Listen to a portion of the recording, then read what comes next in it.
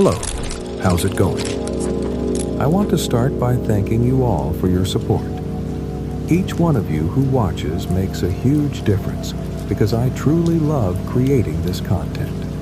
Most of the people watching the videos aren't subscribed, so if you could subscribe to help keep the channel going, like the video, and enjoy the experience, that would mean a lot. Welcome to Echoes of Fear. Now let's dive into the first story. Location: Adirondack Mountains, New York. Date: October 14th, 2021. Time: 3:45 p.m. The group. On a cool October afternoon, 5 friends set off for a hiking adventure that would lead them to a terrifying experience. The group consisted of 3 women and 2 men, all aged between 25 and 28 years, from Albany, New York.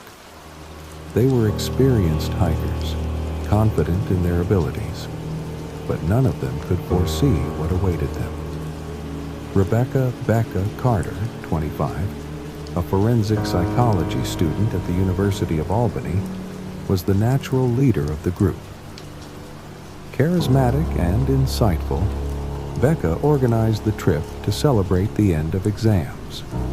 Samantha "Sam" Hayes, 26, a freelance graphic designer, was calm and introspective. Her curiosity about the supernatural had intensified recently. Caitlin "Kate" Summers, 25, a nurse, was quick-witted and resilient in stressful situations. She was always the first to volunteer for challenges, earning the respect of the group. Aaron Miller, 27, a civil engineer, was logical and skeptical. He often mocked Sam's ghost stories, always doubting such explanations. Lucas "Luke" Parker, 28, a history teacher, was the storyteller of the group. He had a keen interest in local legends and enjoyed researching the history of the places they visited. They had planned a hike along the Beaver Brook Trail, deep in the Adirondack Mountains. The trail was known for its breathtaking views, but also for rumors of strange occurrences in the region. Some locals spoke of inexplicable sightings, but they were just stories. The sense of mystery was there, but no one knew if it was superstition or something more. The journey begins. At 2:30 p.m., the group arrived at the trailhead, located near Route 28 in Newcomb, New York.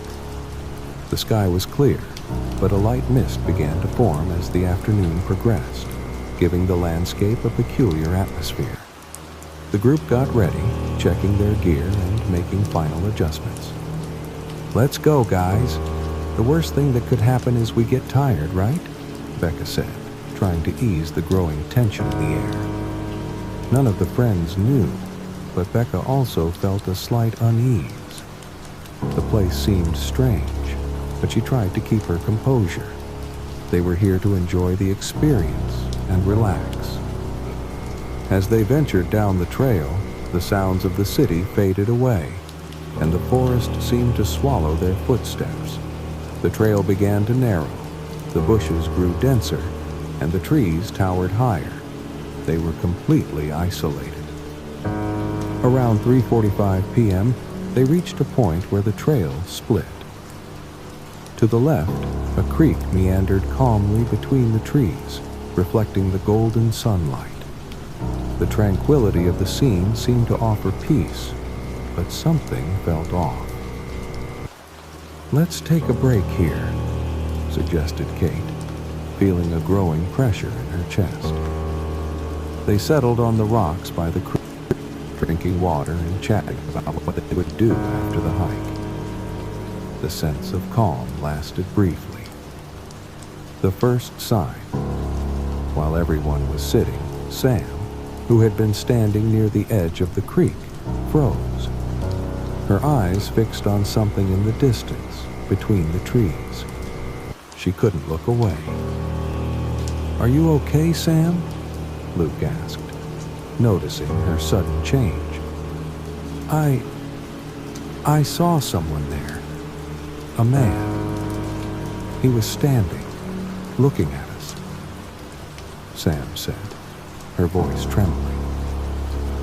The others quickly turned to look, but all they saw was the movement of the trees, swaying in the wind. There was no one else.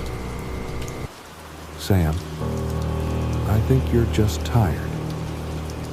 Maybe it was a shadow," Aaron said, trying to downplay the situation. He glanced around, but he, too, felt a slight unease in the air. "Let's keep going," Becca suggested, sensing the tension. The group, with some reluctance, got up and continued on. The decision at the crossroads. As they moved forward, the forest grew denser. The sky seemed to darken faster than expected. The wind picked up, and the temperature dropped, creating an odd sensation. At 5 p.m., they reached a point where the trail split again. The sign indicated two options. To the right, the path to the summit lookout, and to the left, a trail leading to an abandoned cabin. Becca, eager to reach the viewpoint before sunset, suggested they continue right. "Let's go to the lookout. The sun will set soon," Becca said, trying to keep spirits high. But Kate, growing increasingly uneasy, looked at the cabin. "I don't know. I feel like we should go to the cabin. Something's telling me we need to see it." Aaron, impatient, replied, "Kate, seriously? Let's stick to the plan and stop with these ghost stories." Though reluctant, the group chose to follow the summit trail. Kate tried to protest, but her voice was drowned out by the growing sense of discomfort that hung over them. What happened at the lookout? By the time they reached the summit at 6:30 p.m., the view was breathtaking. But an eerie sense of unease enveloped them. The sky, which had been clear and golden, quickly darkened, and a sense of urgency overtook everyone. The wind grew colder and sharper, and a profound silence fell over the forest. It felt as if the environment itself was closing in on them. Sam was further away from the group when she felt a cold touch on her neck. She turned, expecting to see one of her friends, but found only emptiness.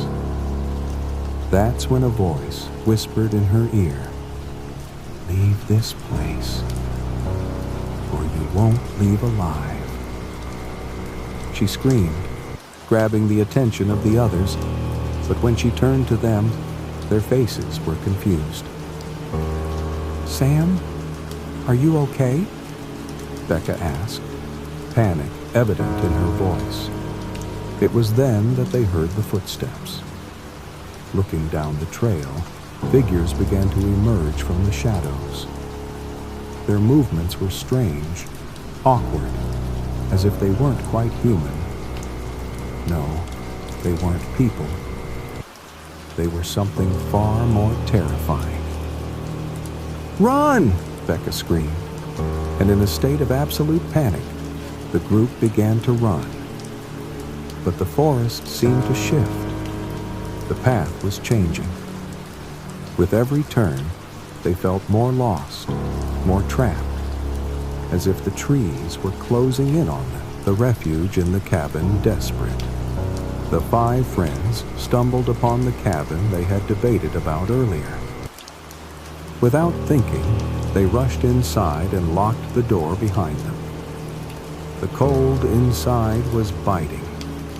The air felt thick, as if time had stopped in there. The sound of footsteps outside didn't stop. Something was circling the place, waiting. They spent hours inside, not knowing what to do. The sounds of footsteps outside grew closer and closer. The tension was unbearable. With every noise, their hearts beat faster. The pressure felt overwhelming. The encounter with reality. When dawn finally broke, they ventured outside the cabin. But something was wrong. The path back was different. The trees seemed taller, farther apart. The cabin, once solid, now appeared partially deteriorated, and the trail was nearly unrecognizable. They managed to find their way back to the trailhead, but the questions lingered. What had really happened that night? Local police investigated the area, but found no evidence to explain the events. The case was filed as a collective psychological experience, but for the group, the memories of that night haunted them forever. Case closed. Though the case was closed by authorities, rumors about the trail persist. Some say that, in those mountains, something supernatural lurks, waiting for the unwary. The true nature of the beings they encountered that night remains a mystery. It was an encounter with the inexplicable. But the question that was never answered is, why were they chosen? Second report. The haunting of St. Margaret's School location. St. Margaret's School, Ravenbrook, New Jersey. Date, March 7, 2022. Time, 11:15 p.m. The incident. It was a cold evening in Ravenbrook, New Jersey, a small town on the outskirts of Jersey City. Known for its quiet streets and tight-knit community, Ravenbrook had little to no crime, which made the events of March 7, 2022, all the more unsettling. The call came in to the Ravenbrook Police Department around 11:15 p.m. when an anonymous tipster reported strange noises coming from the long-abandoned St. Margaret's School located at 252 Fairview Street. St. Margaret's had been closed for nearly 15 years, its windows boarded up, and the school grounds covered in overgrown weeds and ivy. The building had long been a source of rumors, with stories about its haunted past circulating among the locals. It was once a thriving Catholic school, but after a devastating fire in 2007, it was abandoned, and its dark history only deepened as the years went on. As usual, kids in the neighborhood often talked about sneaking in, daring one another to explore the dilapidated halls. But no one had ever truly investigated what was inside. Until now. The call. At 11:17 p.m., Officer Daniel Rhodes was dispatched to investigate the call. It was an odd report, especially considering the school's abandonment. He had heard the rumors too, but he always dismissed them. A lot of kids had been caught trespassing on the grounds, but nothing that had raised any alarms. When he arrived at the school at 11:27 p.m., the area was eerily quiet. The only sounds were the rustling of the wind through the trees and the distant hum of traffic from the nearby highway. St. Margaret's stood in shadow, looming over the neighborhood like a forgotten relic. Its once vibrant red brick now faded to an unsettling gray. Rhodes noted that the front gate was slightly ajar, as if someone had recently gone through. The school's front yard, usually blocked off by a rusted chain-link fence, had been cleared away, with patches of tall grass growing wildly between cracked concrete. The investigation begins. Rhodes approached the building cautiously, his flashlight beam cutting through the dark. As he shone the light on the front steps, his eyes caught a disturbing sight. Fresh footprints, leading directly to the front door. He glanced around but saw no sign of movement. His heart began to race. "Dispatch, I'm at the location," Rhodes radioed in, keeping his voice calm. "I'm going inside." He carefully ascended the creaky steps and tried the door. To his surprise, it was unlocked. Pushing it open, he stepped into the darkened interior of the school. The air inside was musty and stale, filled with the scent of decay. The faint smell of something burning lingered in the air, despite the fact that the fire had happened years ago.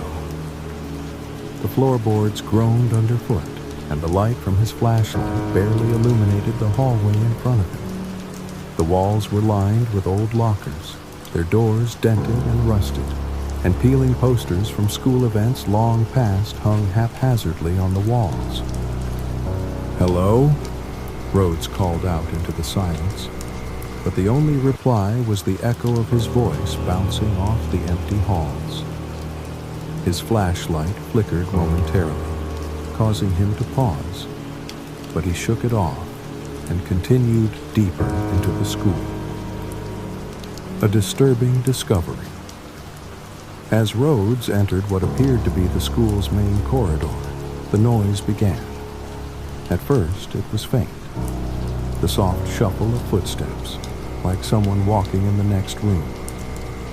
He stopped, straining his ears. The footsteps stopped too, but only for a moment. Then came the sound of laughter, high-pitched and erratic, echoing through the empty school. Rhodes quickly moved toward the source, his heart pounding in his chest. As he turned the corner into the main classroom, he saw what looked like several figures darting across the room. Children. But this wasn't possible.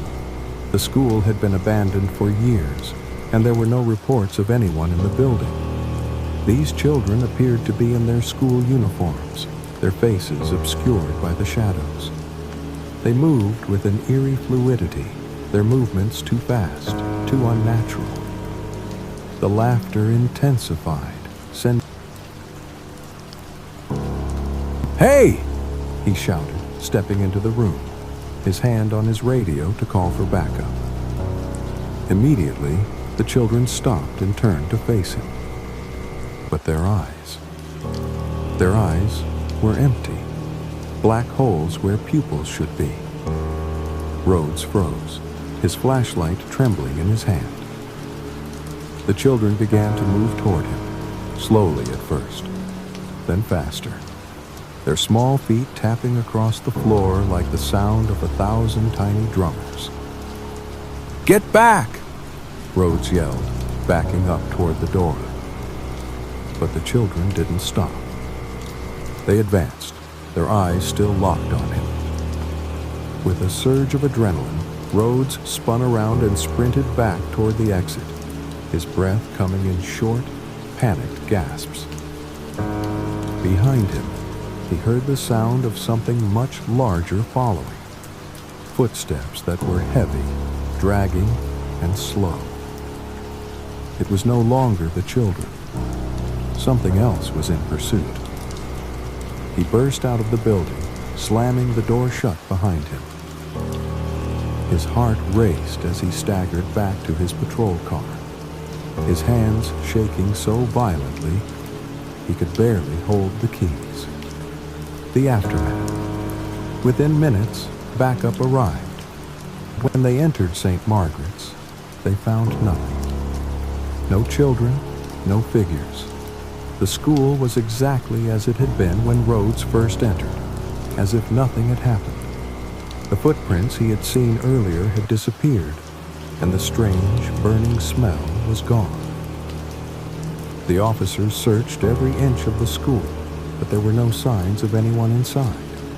The only clue was a strange old photograph that had been left on the floor of the classroom where Rhodes had seen the children. The photo, taken sometime in the 1970s, showed a group of children in school uniforms standing in front of the building, with one child in the center who appeared to be smiling, though the smile didn't seem right. Later that night, Rhodes would learn that the child in the photograph, Josephine Caldwell, had died in a fire at the school many years ago, just a year before the building was closed. Josephine had been one of the last students to attend St. Margaret's before the tragic incident that had claimed the lives of several children and teachers.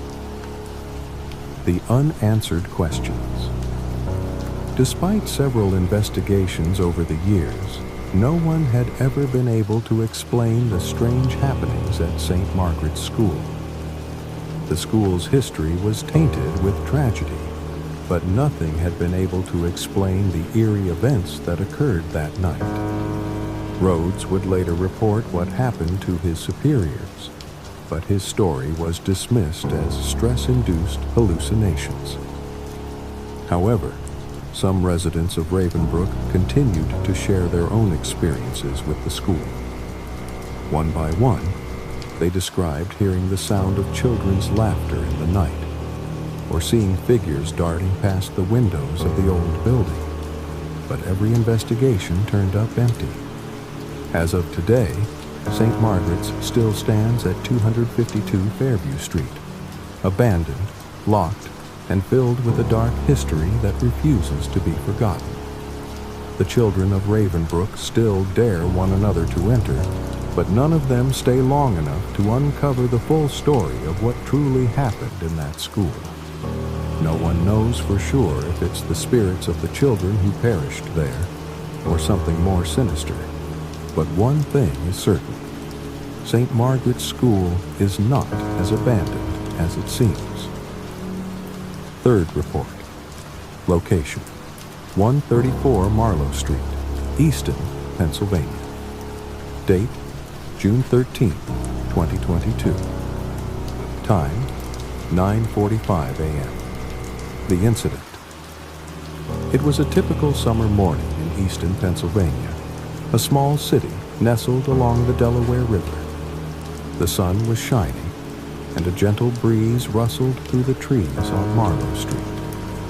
On this day, a seemingly harmless event would spiral into a mystery that would leave the residents of Easton shaken. At 9:45 a.m., a call came into the Easton Police Department from a concerned local resident, Karen Doyle, reporting an unusual incident at a nearby garage sale. According to Karen, a woman had been found unconscious near the sale table, and a strange doll had been discovered lying next to it. Officer David Carr, a seasoned officer with over 15 years of experience on the force, was assigned to investigate. He knew that garage sales in the area were typically harmless, small events. But something about this call felt different. The call. Carr arrived at 134 Marlowe Street, a modest two-story house, around 10:05 a.m. The front yard was filled with tables covered in knickknacks, old furniture, and vintage items. The elderly woman running the sale, Eleanor March, was visibly shaken as she stood at the edge of the yard, nervously wringing her hands. "Officer Carr, thank you for coming so quickly," Eleanor said, her voice trembling. "I don't know what happened. She just collapsed when she picked up that doll." Carr turned to look at the table where Eleanor was pointing. There, amidst the other items, sat a large porcelain doll. Its face was unusually detailed, with glassy blue eyes that seemed to stare back at him as if following his every move. The doll was dressed in a faded pink lace dress, and its hair was tangled and matted, as if it had been sitting there for decades. Carr's instincts told him to remain calm, but something about the doll made his skin crawl. He turned to the woman who had collapsed, now identified as Sarah Miller, a local mother who lived a few streets over. Sarah had been unconscious for over 10 minutes by the time Carr arrived. She was being tended to by Eleanor and a few other neighbors who had gathered around. The investigation begins. Carr knelt beside Sarah, checking her pulse and trying to assess her condition. Her breathing was shallow, and her skin was cold to the touch, though there was no obvious sign of injury. She appeared to be in some kind of deep shock. The paramedics arrived moments later and began to stabilize her, but Sarah remained unconscious. "Is this doll for sale?" Carr asked, turning to Eleanor. "Yes, it's an old family heirloom," Eleanor replied, still visibly shaken. I inherited it from my grandmother. It's been in my family for generations." "Has anyone else had any strange experiences with it?" Carr asked, his curiosity piqued. Eleanor hesitated. "Well, now that you mention it, there have been rumors. My grandmother always told me not to get too close to it. She said it brought bad luck, that something terrible happened to the last person who owned it. But I never believed her. I thought she was just being superstitious." The history of the doll.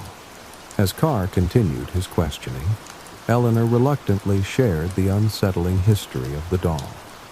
It was originally owned by her great-great-grandmother, Margaret Hawthorne, who had lived in the town in the early 1900s. According to Eleanor, Margaret had bought the doll at a local estate sale after the tragic death of her only daughter, Amelia. Amelia had died under mysterious circumstances, and the rumors surrounding her death had never been fully explained.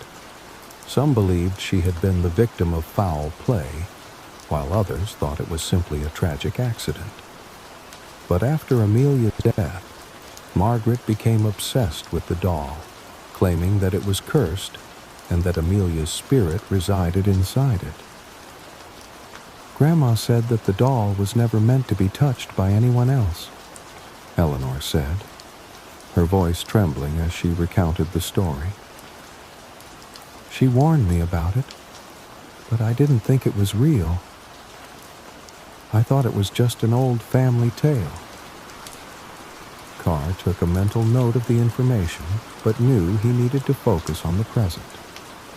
He glanced at the doll again, noticing that its eyes seemed even more unsettling up close. Something wasn't right about it. The unsettling pattern. At 12:30 p.m., Sarah regained consciousness in the back of an ambulance, though she appeared disoriented and confused. Her eyes flickered open, but when she saw the doll, her face went pale, and she let out a blood-curdling scream. "Get it away from me!" Sarah cried, thrashing in the ambulance. "It's watching me. It's alive. Get it away!" The paramedics struggled to calm her down, but Sarah was inconsolable. "It's the doll. It did this to me," she screamed. Carr, his mind racing. What was happening? Had the doll truly caused Sarah to collapse, or was there something more to her claims? He needed answers. Over the next few hours, Carr reviewed surveillance footage from the street. The footage from a nearby convenience store showed Sarah arriving at the yard sale, casually browsing the items on display. Nothing appeared unusual until she picked up the doll. The footage showed her pausing for a moment, staring at it with an unreadable expression. Then, she suddenly dropped the doll, clutching her chest before collapsing onto the grass. It was as if the doll had some kind of power over her, but Carr couldn't explain it. The final discovery. At 4:45 p.m., Carr visited the local library to look up more information about the history of the doll and its previous owners. He discovered an old newspaper article from 1923 that mentioned a tragic fire at the Hawthorne family home. The fire had claimed the lives of Margaret's husband, Richard, and their daughter, Amelia. But what was most disturbing was the statement from a neighbor who claimed to have seen Margaret holding the doll in the flames, refusing to leave the house without it. The article described how the authorities had found Margaret, severely burned, clutching the doll, her eyes wide with madness. Carr sat back in his chair, stunned. Could this doll really be the source of so much pain and tragedy? Was it cursed, as Eleanor's grandmother had suggested? The unsolved mystery. Despite further investigation, Carr found no physical evidence linking the doll to any supernatural occurrences. There were no reports of other people collapsing or experiencing strange phenomena after coming into contact with it. But the pattern of distress surrounding the doll was undeniable. Sarah Miller eventually recovered, but she moved out of Easton shortly after the incident, refusing to speak about what had happened. Eleanor, too, stopped selling items from her yard sale, including the cursed doll which was locked away in her attic. Some say the doll still sits in Eleanor's attic, waiting for the next person to pick it up, for the next tragedy to unfold. And while the police investigation was officially closed, rumors continue to circulate about the dark power that resides within it. Case closed? As of today, the cursed doll of Marlowe Street remains an unsolved mystery, its origins and true power still shrouded in darkness. Whether it's a mere superstition or something far more sinister, the residents of Easton will never forget the strange events that took place on that summer day.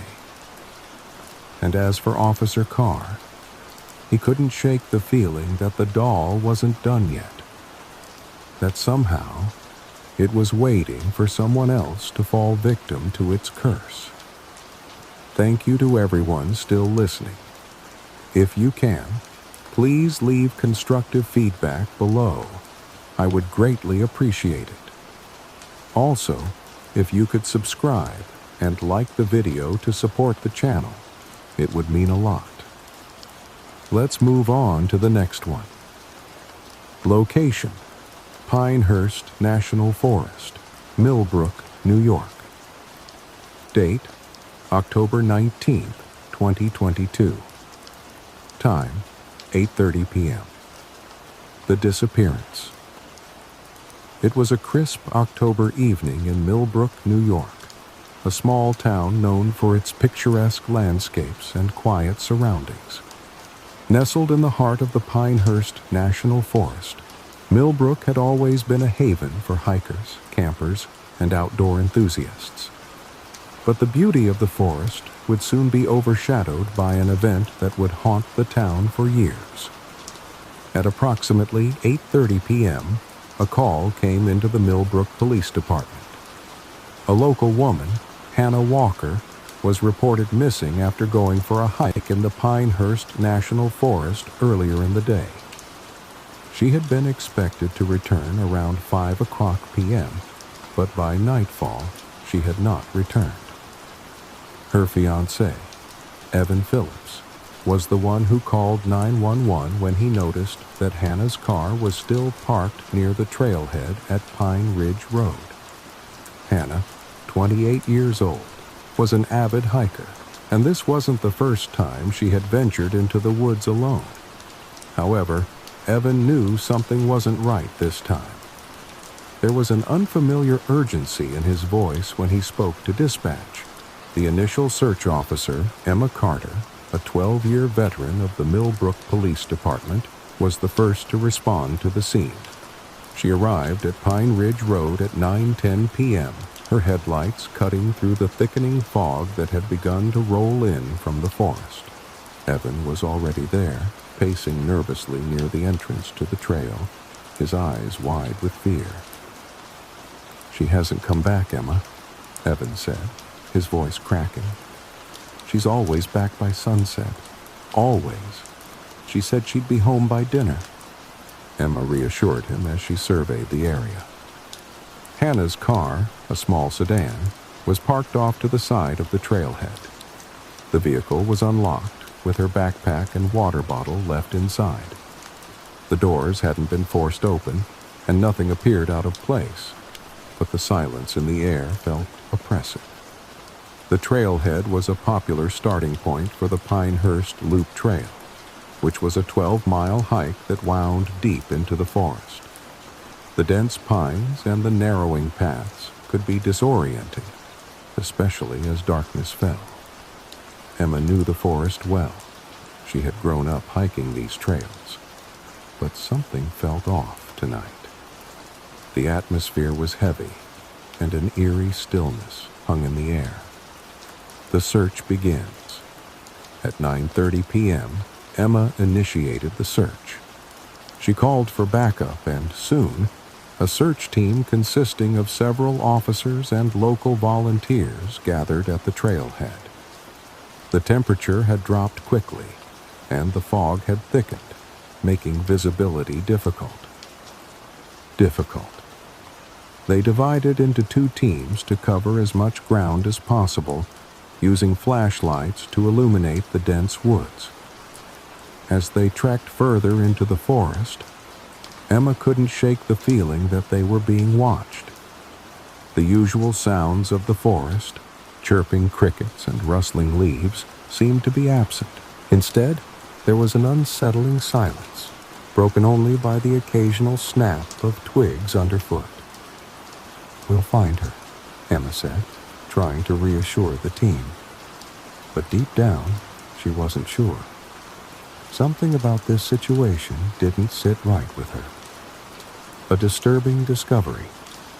At 11:45 p.m., the search team reached a clearing near Old Mill Pond, a remote area of the forest that had long been associated with strange stories and local legends.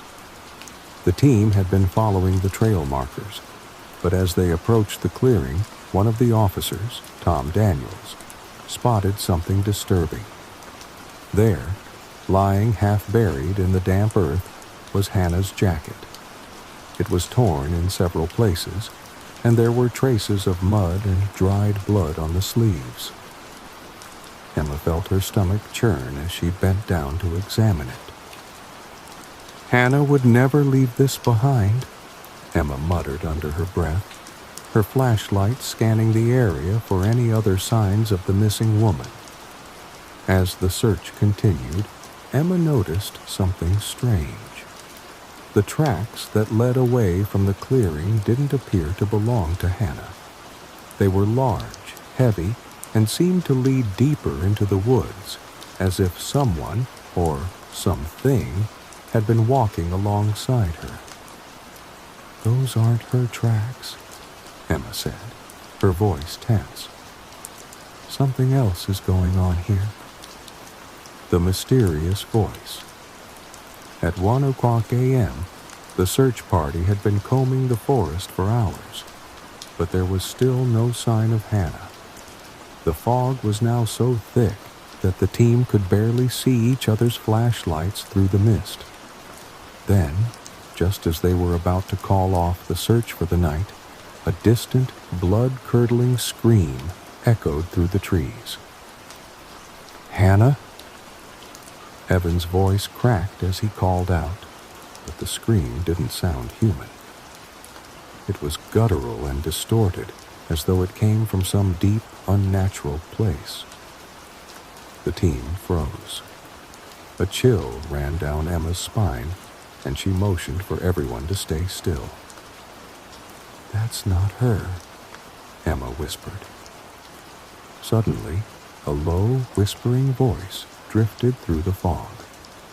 It was faint at first, almost like the wind, but as it grew louder, it became clear.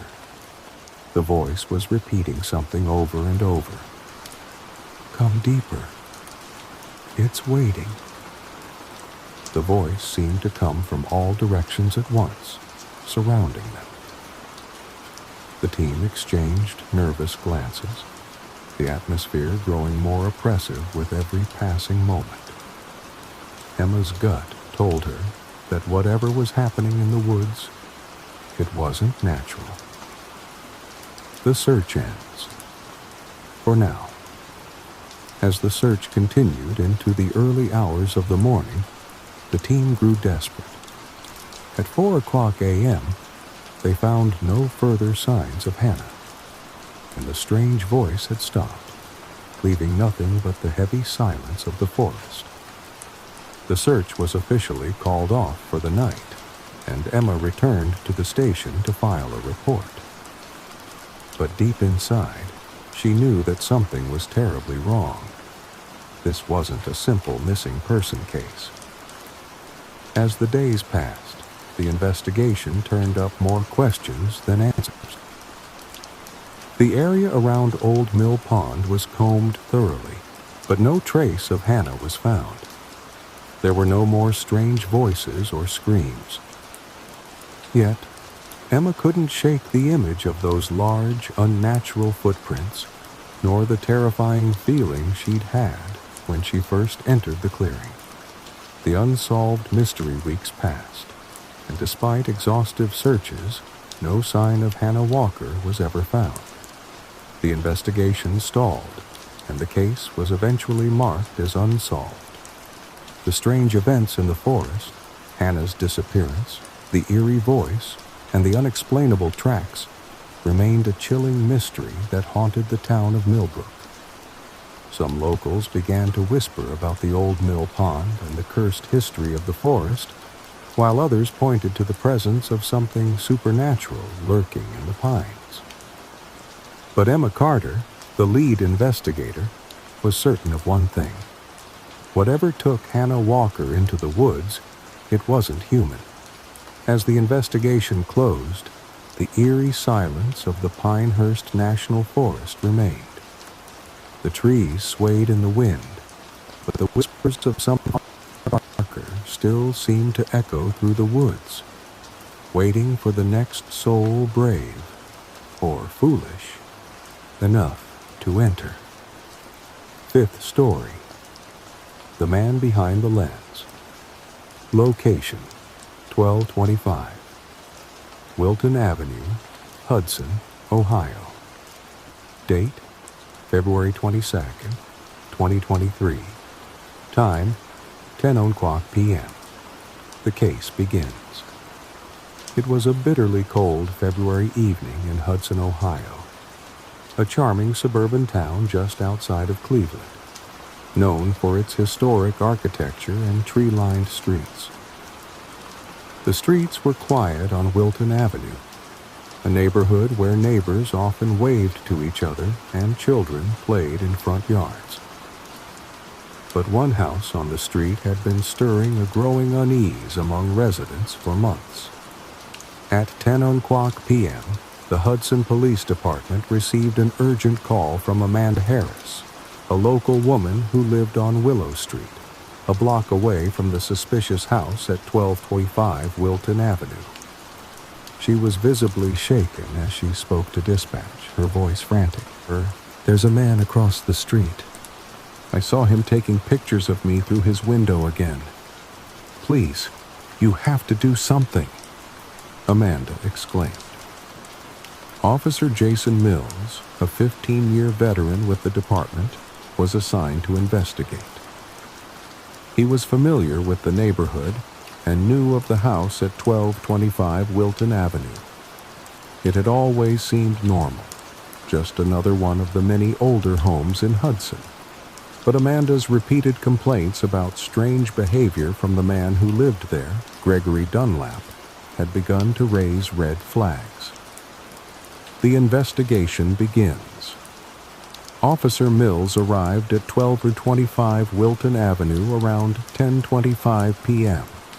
The house stood in stark contrast to the others on the street, with its overgrown front yard and darkened windows. The porch light flickered intermittently, and the air felt still, almost unnervingly so. Mills knocked on the door, but there was no answer. He could hear movement inside, but no one came to greet him. After several attempts to get a response, he decided to check around the back of the house. There, near the kitchen window, Mills saw what Amanda had described: a large camera mounted on a tripod positioned at the window. through the slightly cracked curtain, he could just make out the shadow of a man moving behind the glass. "Mr. Dunlap?" Mills called out. The door creaked open, and a tall, gaunt man, Gregory Dunlap, appeared in the doorway. His expression was unreadable, but there was something unsettling about the way he stared at Mills. "Yes?" Gregory asked, his voice soft but firm. "What can I help you with?" "I'm Officer Mills from the Hudson Police Department," Mills replied, flashing his badge. "We've received several complaints about you taking pictures of people in the neighborhood, including Mrs. Harris." Gregory's expression remained blank. "I'm just a photographer," he said, almost defensively. "I take pictures of the world around me. I have every right to photograph whatever I choose." Mills narrowed his eyes, sensing something wasn't right. "Do you often take photos of your neighbors through your windows?" Gregory paused, his eyes flickering for a moment. "Sometimes," he replied, his tone nonchalant. "People are fascinating. I like to capture their essence." Mills was about to ask more questions when Gregory suddenly stepped back, holding the door open wider. "Would you like to come in? I can show you my collection." Inside the house. Reluctantly, Mills entered the house. The interior was dimly lit, and the air was musty. It looked like the place hadn't been properly cleaned in years. As he followed Gregory through the living room, Mills noticed walls adorned with photographs, thousands of them. Some were of people walking down the street, others of local businesses, and some seemed to be taken from inside their homes. Mills's stomach churned as he looked closer. The images were disturbingly intimate, people's faces frozen in moments of vulnerability. There were even photos of children playing in their front yards, unaware of the camera that was pointed at them. Gregory noticed Mill's discomfort. "Do you see the beauty in these moments?" he asked quietly, almost as if he was speaking to himself. "Most people don't, but I do. There's a certain magic in capturing someone's essence without them knowing." Mill's skin crawled as he glanced around the room. The photos were unsettling, but it was the large black and white portrait on the wall that caught his attention. It was of a woman staring directly at the camera with a haunting expression. She was sitting in an old chair with her hands folded neatly in her lap, but there was something about the photograph that made Mills feel uneasy. "Who is this?" Mills asked, pointing to the photo. Gregory's eyes darkened for a moment. "Her name is Evelyn," he said quietly. "She used to live here before she left." "Left?" Mills asked, his curiosity piqued. "What happened to her?" "She disappeared," Gregory replied, his voice tinged with something dark. "She never returned after the last photo I took of her." A dark passed. At 2:00 a.m., after hours of questioning, Officer Mills began to piece together Gregory's unsettling history. As it turned out, Evelyn Moore had been Gregory's girlfriend. She had lived in the house with him for nearly 5 years. But after a series of increasingly strange and erratic behavior, Evelyn had left him, reportedly afraid for her safety. A few weeks later, Gregory had claimed she simply disappeared, vanishing without a trace. The local police had investigated at the time, but no one had ever been able to find any leads. Gregory's story seemed rehearsed, and he had never shown any genuine emotion about her disappearance. The photos of Evelyn were disturbing, especially the last one, which showed her in an almost trance-like state, her expression cold and vacant.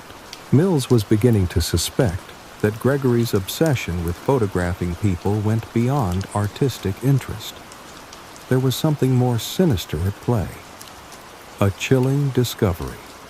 Around 4:00 a.m., Mills went through the photographs in Gregory's house more thoroughly, hoping to find something that could explain the man's behavior.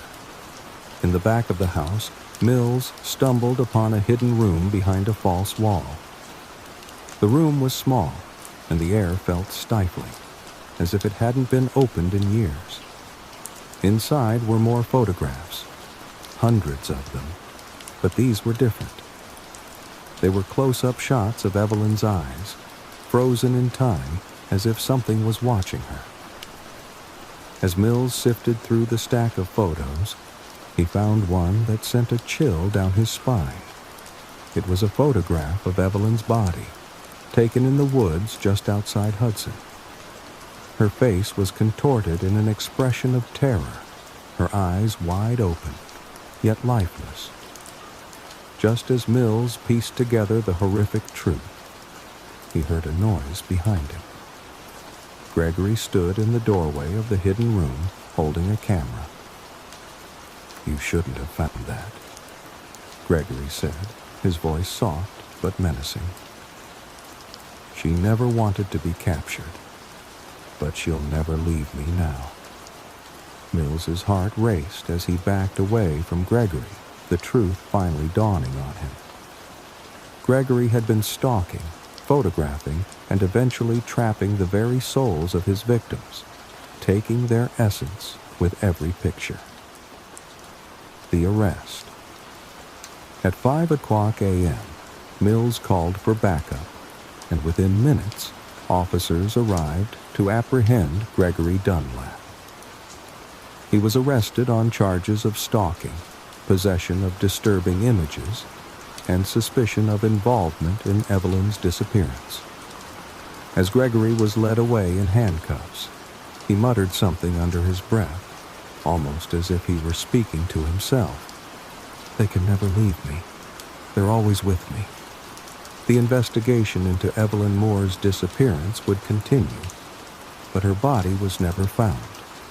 Gregory's obsession with capturing the essence of others had finally led to his undoing, and though he was locked away in a psychiatric facility, many believed that his photographs, the ones he had taken over the years, still held something dark, something that would never truly leave the town of Hudson.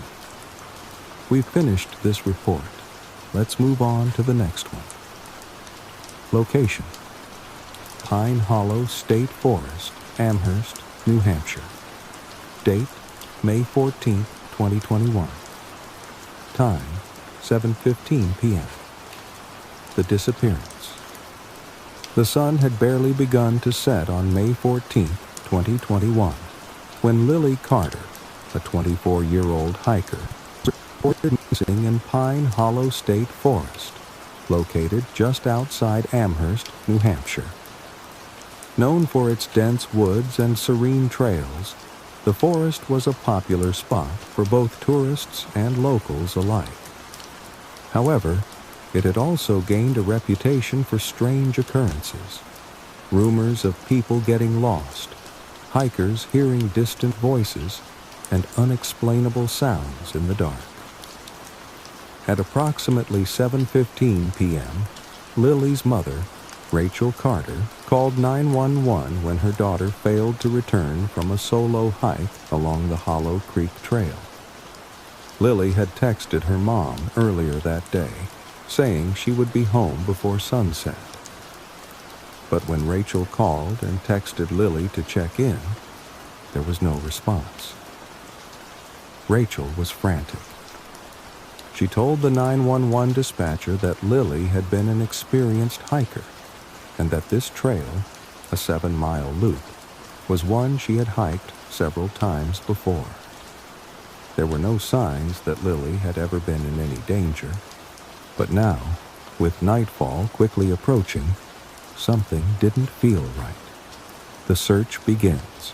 At 7:45 p.m., Officer Ben Lawson, a 9-year veteran with the Amherst Police Department, was dispatched to investigate the call. Officer Lawson knew the Pine Hollow State Forest well, having spent much of his youth hiking its trails. He arrived at the Hollow Creek Trail parking lot at approximately 8:00 p.m., where Rachel was waiting, her face pale and filled with dread. "I don't know what happened," Rachel said, her voice trembling. "Lily wouldn't just disappear. She's careful. She knows these woods better than anyone." Lawson reassured her as he gathered the search team. A group of officers, park rangers, and local volunteers began their trek into the forest. The dense trees and thick underbrush made the trail difficult to navigate as dusk settled into night. By 8:30 p.m., the search team had reached the halfway point of the Hollow Creek Trail, but there were no signs of Lily. No footprints, no dropped items. It was as though she had simply vanished. A strange discovery. At 9:00 p.m., the search party began to widen their search perimeter. Officer Lawson's gut told him something was wrong. As the team ventured further into the woods, he noticed a strange phenomenon. The usual sounds of the forest, chirping crickets, rustling leaves, had fallen eerily silent. The air felt thick and heavy, and even the wind seemed to have died down. Then, at approximately 9:45 p.m., the team made a chilling discovery. They found Lily's backpack, torn and discarded along the side of the trail. Inside was her water bottle, a map of the forest, and her phone. Its screen cracked and turned off. "There's no sign of struggle," Officer Lawson remarked, glancing around nervously. "She must have dropped it in a hurry." But why? A search of the area revealed no further evidence of Lily. There were no other footprints, no other signs of her presence. Just the eerie silence and the growing sense of unease that hung in the air. The unexplainable sounds. As the night wore on, the search intensified. At 11:00 p.m., Officer Lawson decided to use flashlights and walkie-talkies to communicate with the rest of the team. They had ventured deeper into the forest, and the dense canopy of trees had obscured the moonlight. The fog, thick and heavy, began to roll in from the hills, further limiting visibility. At around 11:30 p.m., Lawson and his team heard something they couldn't explain. Distant voices echoed through the trees, low, indistinct, almost like whispers. They couldn't make out the words, but the sound sent a chill down their spines. "Did you hear that?" one of the volunteers asked, his voice trembling. Lawson nodded, uneasy. "Yeah, stay close." As they continued forward, the voices grew louder, as though they were being followed by someone or something. It was disorienting and unnerving. The search party pressed on, but the whispers seemed to surround them, coming from every direction. It wasn't long before another voice, this one much clearer, rang through the trees. "Lily." It was faint, but distinct, like someone calling for help. The voice was distant, but it sounded like it was coming from deep within the forest, far off the trail. Lawson's heart raced. "Did you hear that? Someone's out there." Without hesitation, the search team followed the voice, trying to make their way through the thick fog and brush. They moved cautiously, the voices guiding them deeper into the forest, yet the trail markers had long since disappeared. The deeper they went, the more the voices seemed to multiply, growing louder, more frantic. A dreadful discovery. At 1:30 a.m., the search party reached a small clearing near Old Pine Hill, a spot known for its historical significance in local folklore. According to rumors, strange things had been reported in the area for decades, but it was largely dismissed as superstition. What they found in the clearing, however, was no myth. Lily's body lay in the center of the clearing, partially covered by fallen leaves. Her eyes were wide open, as though she had seen something, or someone, before she died. She had a look of sheer terror on her face, as if she had been running from something. There was no obvious cause of death, no visible injuries, but the sheer horror on her face told a different story. Officer Lawson stepped closer, his flashlight illuminating the scene. Around Lily's body were small, delicate footprints, unlike those of a human. They were smaller, almost childlike, and they led in circles around her, as though something had been toying with her before she fell. The most unsettling part, however, was what was etched into the dirt near her body. A symbol, faintly scratched into the earth, like a crude drawing or a mark of some kind. The unsolved mystery. The investigation continued for weeks after Lily's body was found, but no answers were ever uncovered. The strange whispers that had guided the search party into the clearing remained a mystery.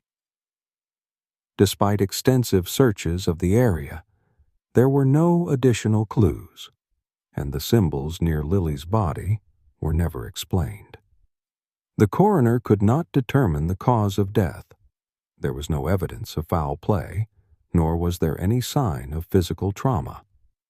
It was as if Lily had simply been overwhelmed by some unseen force, leaving her terrified and alone in the forest. The voices that led them to the clearing were never heard again, and the eerie silence returned to Pine Hollow State Forest. Rumors about the strange happenings in the forest persisted, with some locals whispering about an old Native American legend tied to the land. Stories of an entity that lured its victims into the woods, never to return. Others claimed the forest was simply cursed, its beauty hiding a darker truth. Officer Lawson, who had grown up hiking these woods, couldn't shake the feeling that something otherworldly had claimed Lily. Something ancient and malevolent. The Haunted Fair location, New York City, Manhattan. Date, October 19, 2022. Time, 2:45 a.m. The unsettling ride. It was just after 2:30 a.m. on the night of October 19, 2022, when Alex Rivera, a 38-year-old taxicab driver from Queens, New York, received a call for a pickup in Manhattan. The city was quieter than usual as the streets of New York slowly emptied of people, leaving the bustling metropolis in a rare state of stillness. A brisk wind rattled through the empty avenues, carrying the faint scent of fall. It had been a long night for Alex, who had been driving since 10 p.m. But a fare was a fare, especially when the early morning hours were typically slow. The call came through to his phone, a pickup at 88 Lafayette Street near the Chinatown district. It was a little out of his usual route, but he accepted the fare anyway.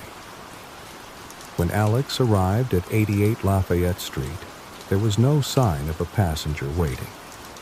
The street was mostly deserted, save for the dimly lit storefronts and the occasional sound of footsteps echoing in the alleyways. He looked around, but there was no one in sight. As he checked the GPS and looked at the clock, he muttered to himself, I guess I'm early." Suddenly, a figure emerged from the shadows. It was a woman, dressed in a long, dark coat with a hood that obscured most of her face. She approached the car with a hurried pace, her movements deliberate, as though she knew exactly where she was going. Alex lowered his window. "You need a ride?" he asked. The woman nodded slightly but didn't speak. She opened the back door and climbed in without another word. Her silence felt strange, but Alex didn't think much of it. Late-night passengers were often quiet, especially those heading to less familiar parts of the city. The ride through Manhattan. As Alex drove down Lafayette Street toward Canal Street, he stole a glance at his passenger in the rear-view mirror. She sat perfectly still, her face hidden beneath the hood. The only visible part of her was her pale hand, which she had placed on the seat beside her. "How's your night going?" Alex asked, trying to strike up a conversation, though he had no particular reason to. The silence between them was unsettling. No answer. The longer he drove, the more uncomfortable Alex became. He took a right turn onto Houston Street, and then another onto Bowery Street, heading toward Soho. The usual bustle of the city at night was conspicuously absent, as if the energy had drained out of the streets.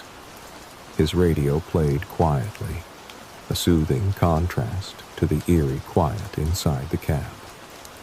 The woman's presence was unnerving. Every so often, Alex would glance at the rearview mirror, catching glimpses of her pale hand resting on the seat, but no part of her face ever came into view. At 3:00 a.m., as Alex turned onto Canal Street, he decided to break the silence. "Where to?" he asked, his voice strained. She didn't respond at first. Her eyes never left the window, as though she were lost in thought. When she finally spoke, her voice was a soft whisper, almost imperceptible. "Take me to the East River," she murmured. Alex blinked, uncertain if he had heard her correctly. "What? The East River?" he asked, looking in the mirror again. She nodded, her voice still barely audible. "Yes, to the river, please." A shiver ran down Alex's spine. It wasn't unusual for people to ask to be dropped off near a body of water, but the request felt off. Something about her tone, the emptiness of her voice, unsettled him. "All right," he said, trying to shake off the feeling of unease. "I'll take you there." The river's edge. At 3:30 a.m., they arrived at a quiet stretch of road along the East River, near Brooklyn Bridge Park. The area was mostly deserted, the only sounds being the distant hum of traffic from the bridge above and the occasional rustle of leaves in the wind. The city lights cast long shadows across the pavement, giving the area a surreal, almost dreamlike quality. Alex stopped the cab by the edge of the park, just past the entrance to the pedestrian walkway that led toward the Brooklyn Bridge.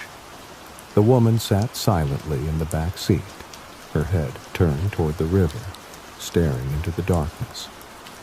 "Oh," Alex said, his voice louder than usual. "We're here." The woman didn't move.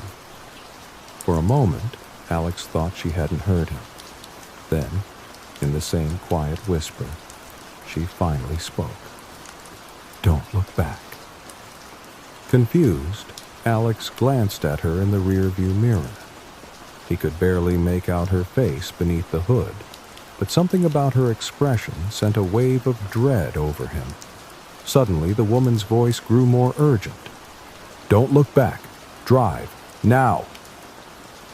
Alex hesitated, unsure of what to do. Something wasn't right. His heart pounded in his chest. It felt as though the air around him had thickened, making it harder to breathe. "Lady, you're scaring me," Alex said, his voice cracking. "What's going on?" In response, the woman let out a soft, low laugh, a sound that chilled Alex to the bone. He could see her hand still resting on the seat, but now it seemed wrong. The skin was too pale, the fingers unnaturally long. In an instant, the cab's interior seemed to grow colder. A freezing gust of wind blew in from the open window, even though the night air was calm. The city sounds around them grew muffled, as though they were in a vacuum. With a feeling of dread weighing heavily on his chest, Alex's foot slammed on the gas pedal. He sped off, heading away from the river, unable to explain why he felt compelled to leave so quickly. As he drove, the sense of unease only deepened. He glanced in the rearview mirror once more. The woman was gone. The investigation. At 4:00 a.m., Alex parked his cab a few blocks from the park, his hands shaking as he reached for his phone. His mind raced with questions. Was it a prank? Had it been a hallucination? But the memory of her eerie, hollow voice, the terror that had consumed him, felt all too real. After the woman disappeared, Alex couldn't shake the feeling that something had been terribly wrong. He couldn't explain it, but his gut told him that this had been no ordinary fare. Something had followed him. Something dark. By 5:00 a.m., Alex had decided to report the incident to the New York Police Department. The officers who took his statement listened carefully, though they seemed skeptical. There were no other reports of strange figures in the area, no indication that anything criminal had happened, and no record of any missing persons in the vicinity. As the days passed, Alex couldn't get the encounter out of his mind. He retraced his route, visiting Lafayette Street, Canal Street, and the East River, where he had dropped the woman off. But there was nothing, no trace, no sign that she had ever existed. A lingering presence. Over the next few months, Alex continued his work as a taxi driver, but he never forgot that night. Every time he drove through Lafayette Street, Bowery, or near the East River, he couldn't help but feel like he was being watched. The strange, chilling sensation that had gripped him on that October night stayed with him. Even though he hadn't seen the woman again, he sometimes heard the faintest whispers when he drove through the darkened streets. And on the rare occasions when he would glance in the rearview mirror, he could almost swear that he saw a shadow in the back seat, just out of the corner of his eye. The ghostly figure that once rode in his cab had left an indelible mark on his mind, and Alex couldn't shake the feeling that, somehow, she was still out there, waiting for the next ride. We've finished this report. Let's move on to the next one. Location: Pittsburgh, Pennsylvania. Date: July 18th. 1. Time: 9:30 p.m. The first victim. On July 18th, 2021, at 9:30 p.m., a 911 call came in from a concerned neighbor in the Shadyside district of Pittsburgh, Pennsylvania. The caller, a woman named Helen Green, reported hearing strange noises coming from the abandoned house next door on North Aiken Avenue, a quiet street lined with old homes. She hadn't seen anyone enter the house in years, and the sounds she described, heavy footsteps and what sounded like muffled cries, sent a wave of unease through her. Police officers Mark Benson and Officer Jane Collins were dispatched to investigate the call. Upon arriving at the house at 9:45 p.m., they found the door to the property unlocked. They cautiously entered, calling out for anyone inside. The air was thick with dust, the smell of old wood and mildew overwhelming their senses. It was clear the house had been abandoned for a long time, but as they moved deeper into the darkened rooms, they discovered something that would haunt them forever. In the back room, under a tattered rug, lay the body of a woman, Lena Grant, 27, a local waitress from Bloomfield.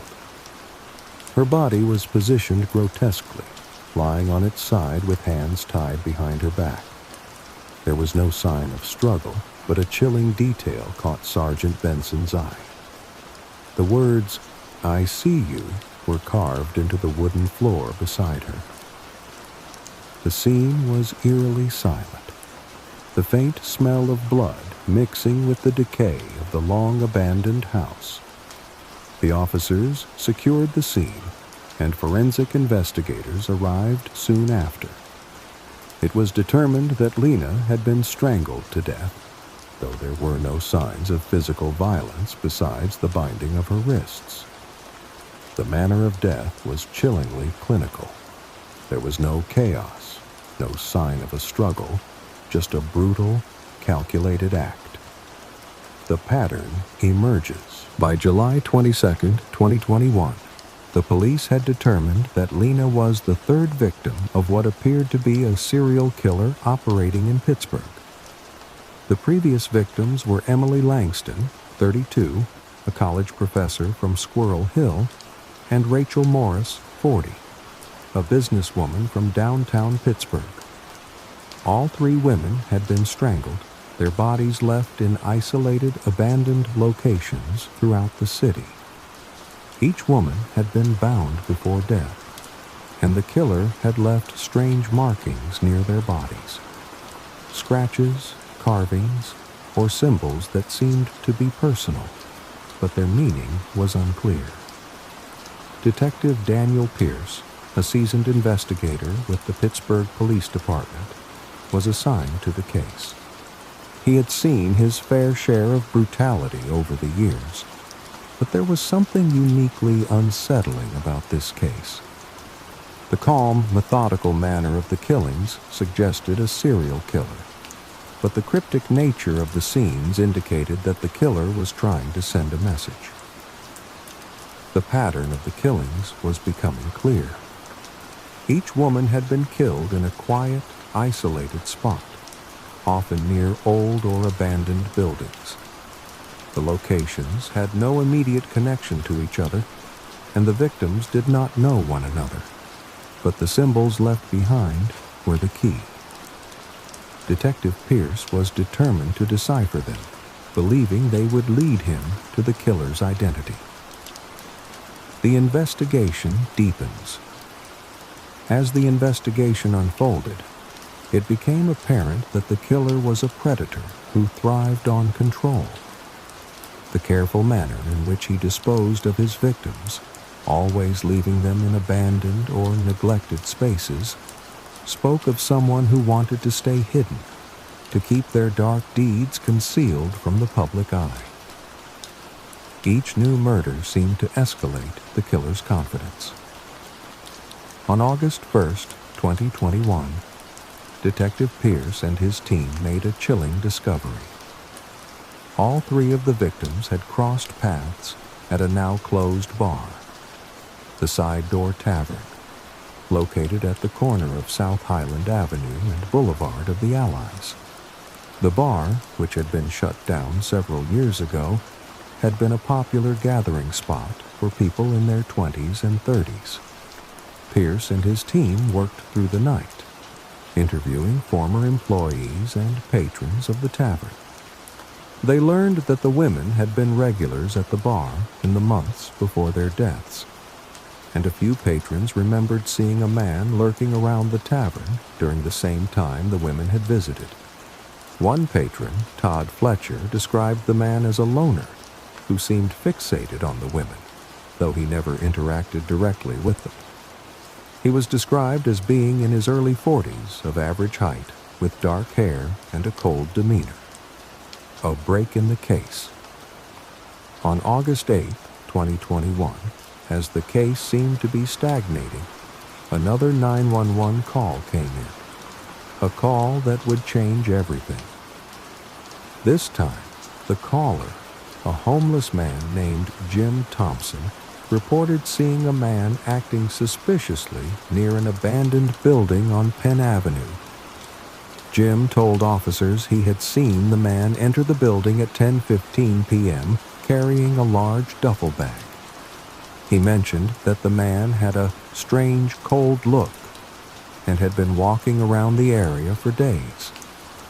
Detective Pierce and his team immediately responded to the scene, arriving around 10:45 p.m.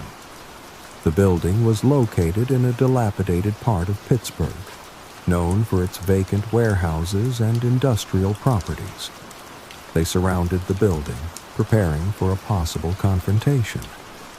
Inside the building, they found the killer. The man, later identified as David Cole, 44, a former janitor who had worked at the Side Door Tavern years prior, was sitting on the floor of an abandoned office. He had been hiding in plain sight all along, lurking in the shadows, watching the women without ever making a move until the moment was right. His duffel bag contained photographs of each of his victims, pictures he had taken without their knowledge, sometimes weeks before their deaths. When they arrested David Cole, he showed no remorse. He was eerily calm, answering the officers' questions with cold detachment. When asked why he had killed the women, Cole simply replied, "They were watching me. They were trying to get away from me. I had to make them stay." The final clue.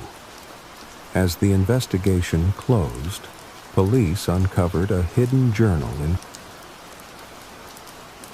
disturbing details about his obsession with the women, as well as his belief that he was being hunted by voices in his head.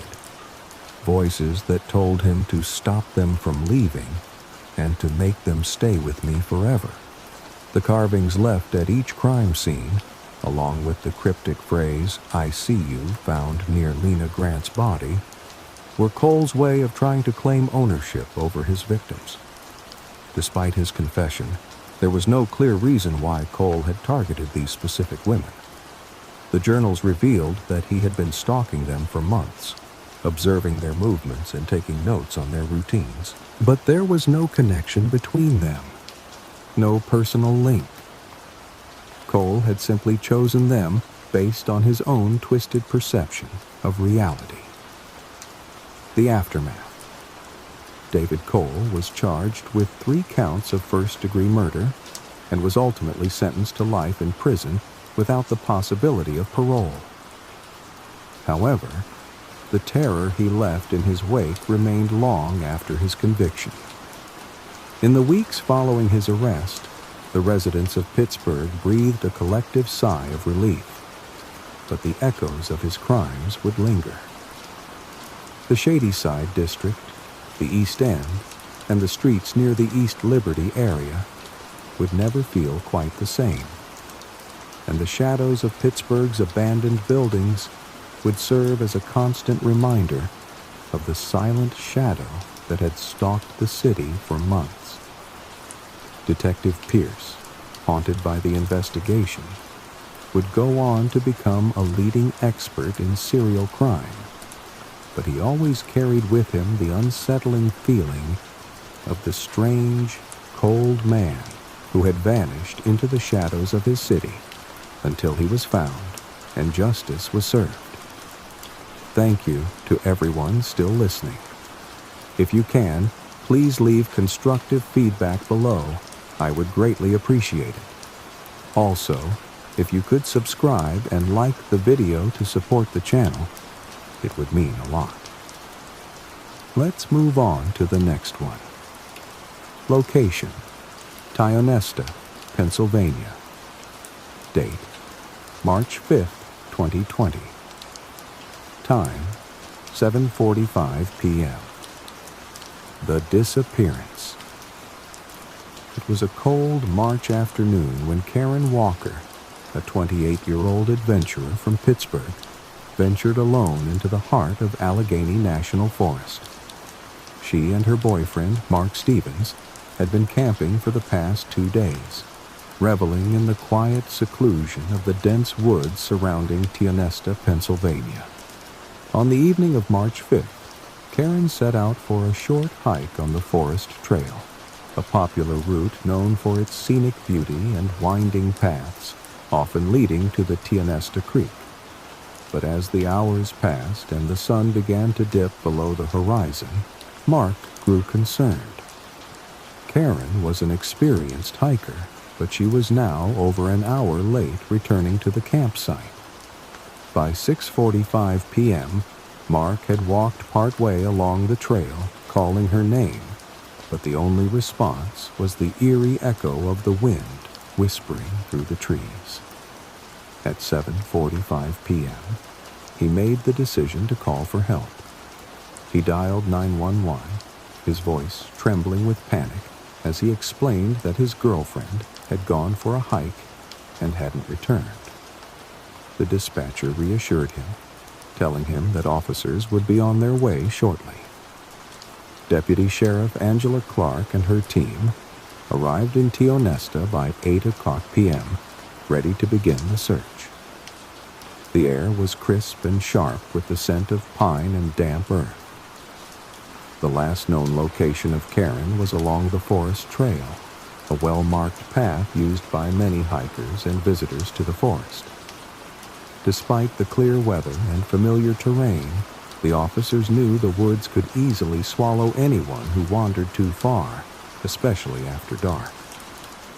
As the search team spread out into the forest, the sun vanished completely, and the woods were cloaked in shadows.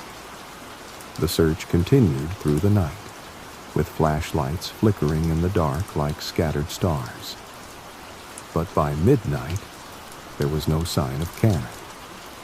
The only sounds were the crackling of the radio and the occasional call of a night bird. The temperature had dropped to near freezing, and the volunteers were growing weary. The search resumes. At 7 o'clock a.m. the next morning, the search was resumed with fresh eyes and an expanded team.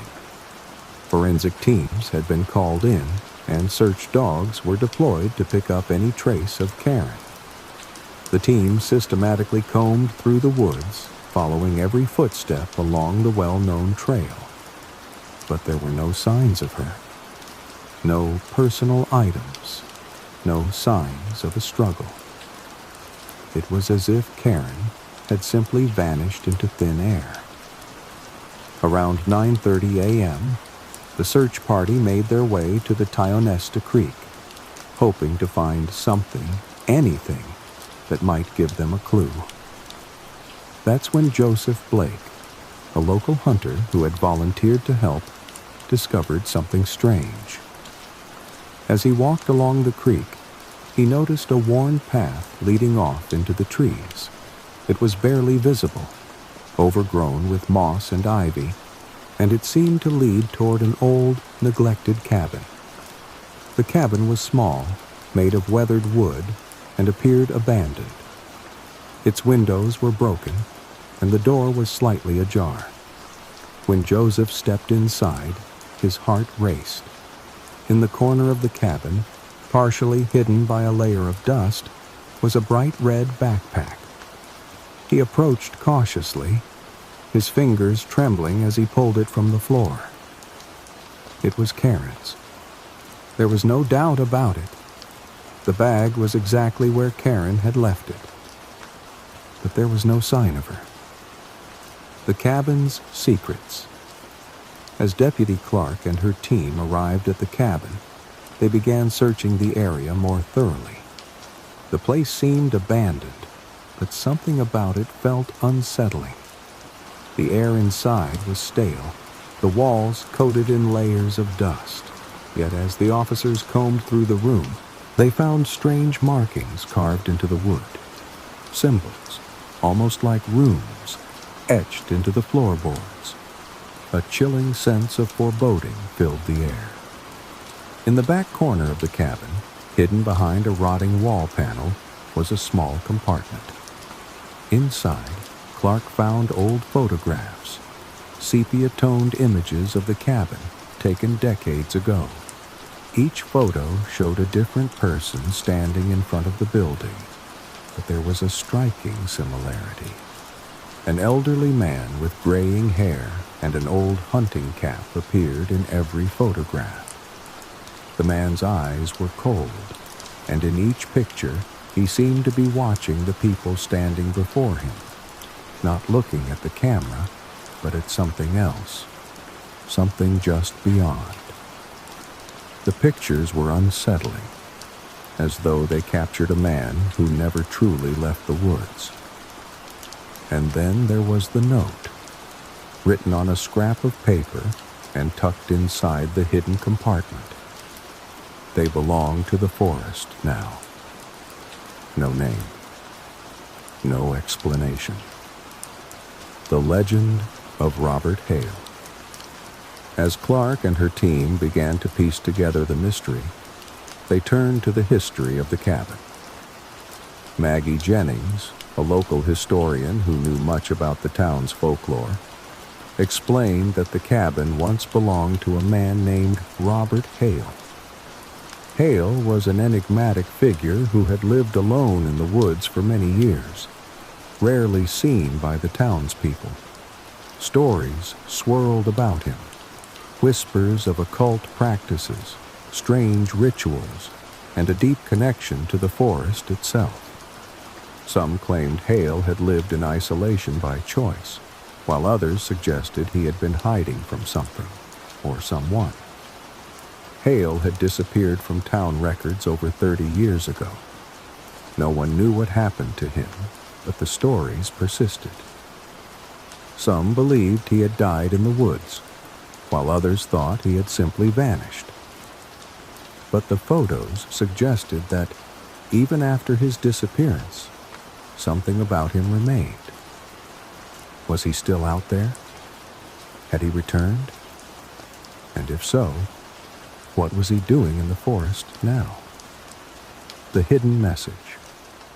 As the days passed, a local hiker named Emily Parker came forward with a chilling recollection. Emily had been hiking the forest trail just a few days before Karen's disappearance. She recalled passing by a man with a strange, unsettling presence, sitting on a fallen log near the edge of the woods. He was staring at her with cold eyes. Emily said she felt a strange compulsion to keep moving, and when she tried to speak to him, the man didn't respond. He simply smiled, a slow, unnerving grin, before standing up and walking deeper into the trees. The more Emily described the man, the clearer it became. This was Robert Hale, or someone following in his footsteps. Could it be that Hale, or whatever was left of him, was still haunting the forest? The final clue. On March 12th, 7 days after Karen's disappearance, a breakthrough came in the form of an anonymous tip. A local fisherman, Bill Hendricks, reported seeing something strange along the creek. A small wooden box hidden inside the hollow of an old tree. The box was covered in moss, barely visible to anyone who wasn't looking for it. Inside, Bill found a piece of twine, a handful of dried flowers, and a note. It read, "They belong to the forest now." The message was identical to the one found in the cabin. But the most chilling detail? The note was signed with the initials R.H. The conclusion. Despite the new lead, Karen Walker was never found. The search for her was officially called off after weeks of fruitless searching, though the town of Tionesta was left in a state of uneasy silence. Locals still whisper about the vanishing in the pines, and some believe the legend of Robert Hale still haunts the woods. The photographs, the cryptic notes, and the eerie presence of the cabin all left questions unanswered. Had Robert Hale truly vanished, or was he still out there, watching over the forest, waiting for the next soul to cross into his domain? Karen's disappearance remains one of the most haunting unsolved mysteries in Tionesta. A chilling reminder that the forest is not just a place of beauty, but of dark, twisted secrets that refuse to stay buried. We've finished this report. Let's move on to the next one. Location: Bristol, Connecticut. Date: October 23, 2019. Time: 9:45 p.m. The first victim. On October 23, 2019, the quiet town of Bristol, Connecticut was shaken by the discovery of a young woman's body. The victim, Heather Walker, a 24-year-old waitress from a local diner, had been reported missing earlier that evening by her roommates after she failed to return from her shift at the Route 6 diner, located on East Main Street. Heather had last been seen leaving the diner around 8:30 p.m. and had been expected home by 9 o'clock p.m. Her body was found in the woods just off Maple Street, a residential area near Hoppers Park. The scene was disturbing. Heather's body was discovered in a clearing surrounded by trees, her hands bound behind her back, and her eyes wide open, frozen in terror. The investigators found no immediate signs of struggle, nor any indication that she had been attacked at the scene. What stood out, however, was the symbol carved into the bark of a nearby tree, a spiraling shape, almost like a circle with an eye at the center. At 10:15 p.m., Detective Sarah Lawson of the Bristol Police Department was called to the scene. Lawson had been with the department for over 15 years and had worked many violent crimes. But this was different. There was a cold, calculated feel to the way Heather had been left, the way she had been posed. It reminded her of the meticulous and twisted work of a serial killer. The investigation begins. The investigation began immediately. Forensic teams arrived at the scene to process evidence, while Detective Lawson interviewed Heather's family, friends, and co-workers. No one had any information that stood out. Heather was described as friendly, well-liked, and with no known enemies. She had no history of drug abuse, and there was no indication she was involved in any criminal activities. As the days passed, the investigation seemed to stall. There were no clear leads, and the only piece of physical evidence was the symbol carved into the tree. A check with local historical records revealed no previous instances of such symbols being used in the area. The case seemed to grow colder by the hour. Then, on October 30th, 2019, another body was found in a different part of Hoppers Park, this time a 30-year-old man named Ben Collins. He had been missing for 2 days, and his body was discovered in a similar position to Heather's. He, too, had been bound and posed in the woods, his eyes wide open in shock. And once again, a symbol, this time more elaborate, with an additional set of lines extending outward from the central circle, was carved into a nearby tree. The pattern emerges. With 2 victims now discovered, the police realized they were dealing with something far more sinister than a random act of violence. Detective Lawson and her team worked tirelessly to connect the dots. They examined the areas where both victims had been found and noted that both sites were in Hoppers Park. though in different sections of the sprawling area. Both bodies had been posed in a similar fashion, and both had the strange symbols near them. By November 2nd, 2019, after further analysis, Lawson began to suspect that they were dealing with a serial killer who was following a pattern. The killings seemed to be happening in a roughly weekly interval, each victim placed in a different section of Hopper's Park, each with a new and increasingly complex symbol carved into the trees.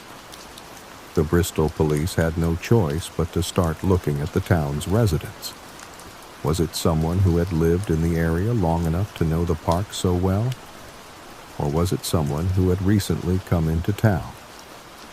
Lawson and her team interviewed local residents and combed through security footage from nearby businesses and traffic cameras, hoping for a breakthrough. A third victim.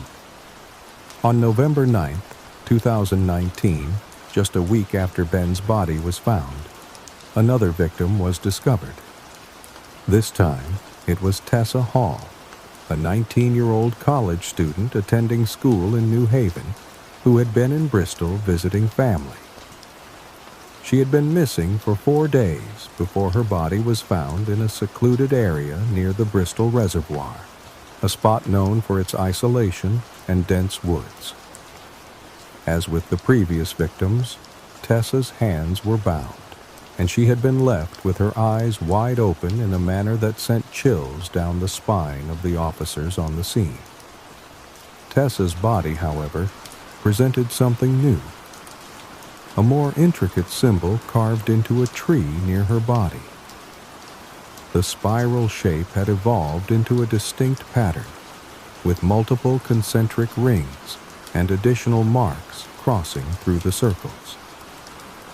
Detective Lawson felt a growing sense of dread as she realized that the symbols weren't random. They were intentional, evolving with each victim. It was as if the killer was communicating through the symbols, but to what end? The breakthrough detective Lawson worked relentlessly, knowing that time was running out before another victim could be claimed. She consulted with experts in criminal profiling, including Dr. James Duvall, a renowned profiler from the FBI Behavioral Analysis Unit. After reviewing the evidence, Dr. Duvall suggested that the killer was likely someone who believed they were performing some sort of ritualistic act, perhaps motivated by a need for control, or even a distorted belief in some higher purpose. Lawson began reviewing the records of local residents who had been investigated for previous criminal activities. During this search, she came across an unsettling name: Martin Creel, a 52-year-old man who lived in a house on Hartford Avenue, just a few miles from Hopper's Park.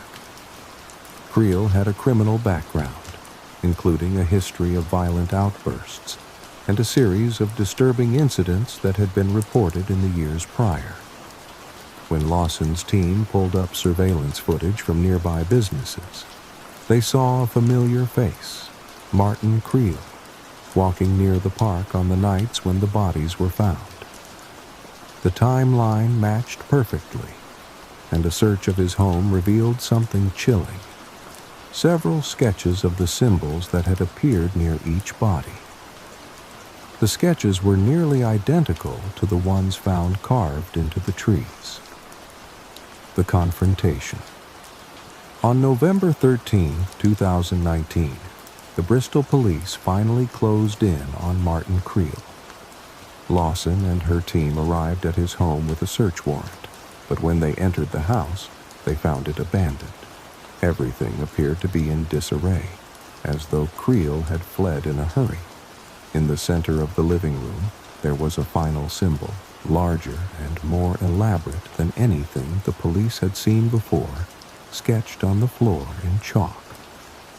The search continued for weeks, but Creel was never found. The town of Bristol remained on edge, living in the shadow of the killings that had terrified them. The authorities believed Creel had fled the state, possibly even out of the country. But his final message, the symbol in his house, left everyone with the feeling that the nightmare wasn't over. The legacy of fear.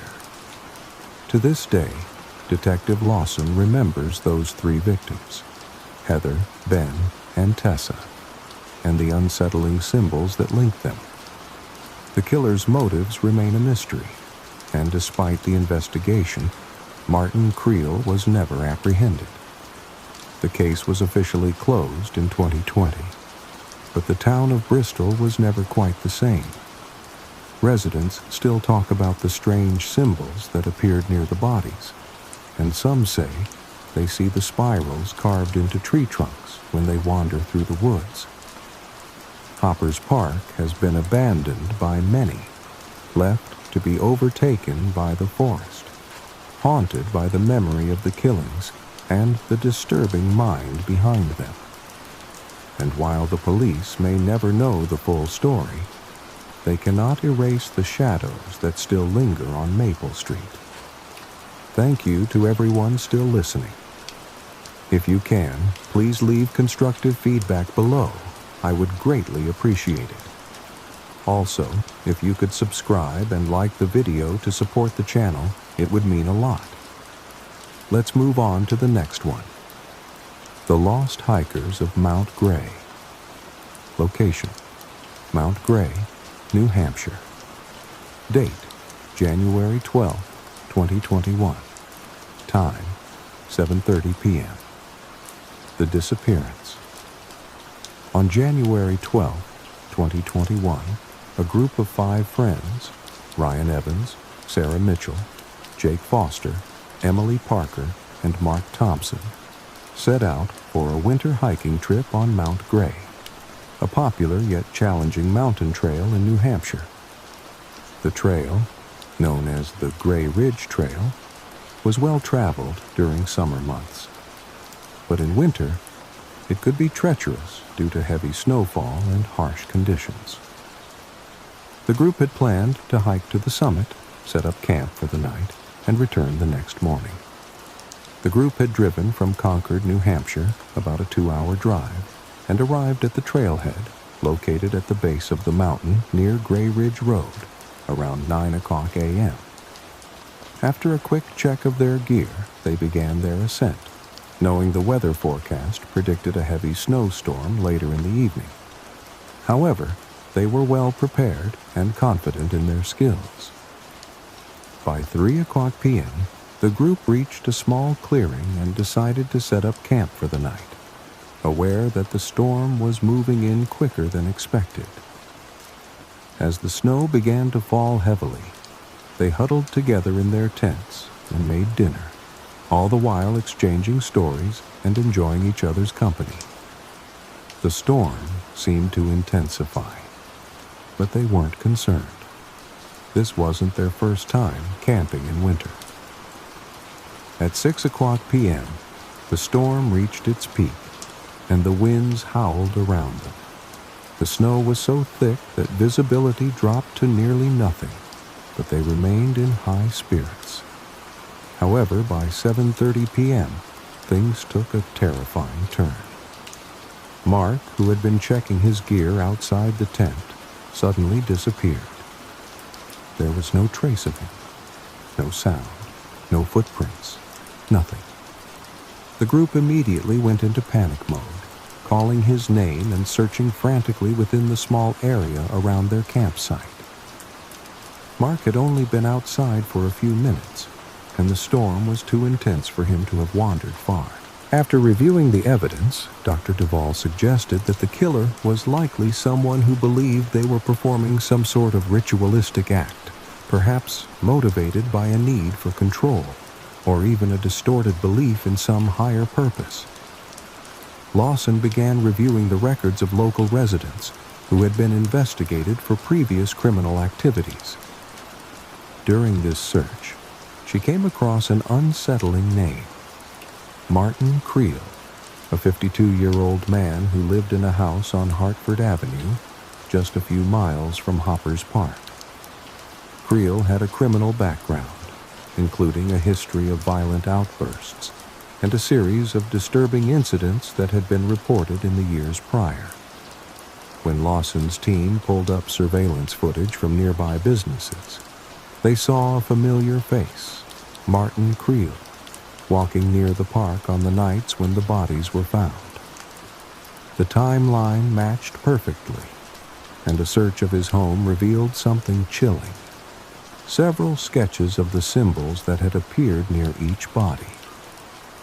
The sketches were nearly identical to the ones found carved into the trees. The confrontation. On November 13, 2019, the Bristol police finally closed in on Martin Creel. Lawson and her team arrived at his home with a search warrant, but when they entered the house, they found it abandoned. Everything appeared to be in disarray, as though Creel had fled in a hurry. In the center of the living room, there was a final symbol, larger and more elaborate than anything the police had seen before, sketched on the floor in chalk. The search continued for weeks, but Creel was never found. The town of Bristol remained on edge, living in the shadow of the killings that had terrified them. The authorities believed Creel had fled the state, possibly even out of the country. But his final message, the symbol in his house, left everyone with the feeling that the nightmare wasn't over. The legacy of fear. To this day, Detective Lawson remembers those three victims, Heather, Ben, and Tessa, and the unsettling symbols that linked them. The killer's motives remain a mystery, and despite the investigation, Martin Creel was never apprehended. The case was officially closed in 2020, but the town of Bristol was never quite the same. Residents still talk about the strange symbols that appeared near the bodies, and some say they see the spirals carved into tree trunks when they wander through the woods. Hopper's Park has been abandoned by many, left to be overtaken by the forest, haunted by the memory of the killings and the disturbing mind behind them. And while the police may never know the full story, they cannot erase the shadows that still linger on Maple Street. Thank you to everyone still listening. If you can, please leave constructive feedback below. I would greatly appreciate it. Also, if you could subscribe and like the video to support the channel, it would mean a lot. Let's move on to the next one. The Lost Hikers of Mount Gray. Location: Mount Gray, New Hampshire. Date: January 12, 2021. Time: 7:30 p.m. The disappearance. On January 12, 2021, a group of 5 friends, Ryan Evans, Sarah Mitchell, Jake Foster, Emily Parker, and Mark Thompson, set out for a winter hiking trip on Mount Gray, a popular yet challenging mountain trail in New Hampshire. The trail, known as the Gray Ridge Trail, was well traveled during summer months. But in winter, it could be treacherous due to heavy snowfall and harsh conditions. The group had planned to hike to the summit, set up camp for the night, and return the next morning. The group had driven from Concord, New Hampshire, about a 2-hour drive, and arrived at the trailhead, located at the base of the mountain near Gray Ridge Road, around 9 o'clock a.m. After a quick check of their gear, they began their ascent, knowing the weather forecast predicted a heavy snowstorm later in the evening. However, they were well prepared and confident in their skills. By 3 o'clock p.m., the group reached a small clearing and decided to set up camp for the night, aware that the storm was moving in quicker than expected. As the snow began to fall heavily, they huddled together in their tents and made dinner, all the while exchanging stories and enjoying each other's company. The storm seemed to intensify, but they weren't concerned. This wasn't their first time camping in winter. At 6 o'clock p.m., the storm reached its peak, and the winds howled around them. The snow was so thick that visibility dropped to nearly nothing, but they remained in high spirits. However, by 7:30 p.m., things took a terrifying turn.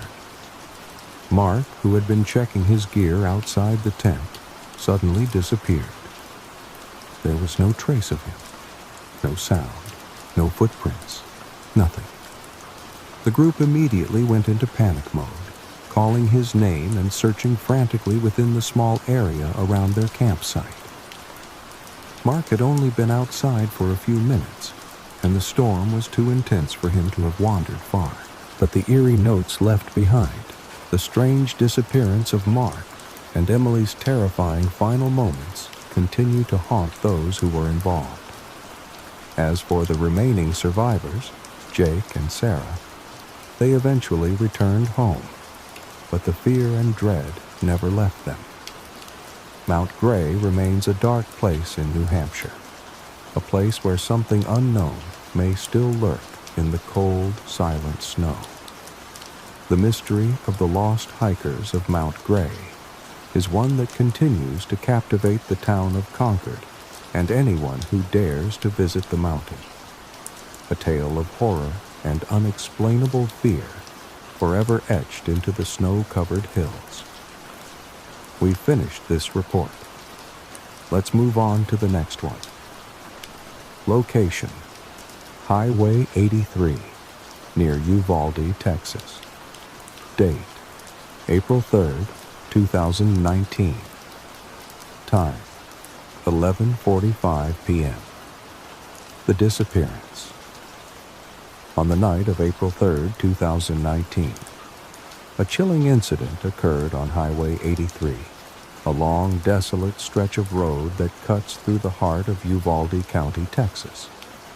Known for its eerie stillness and low traffic, this highway was once a bustling route connecting small towns across southern Texas.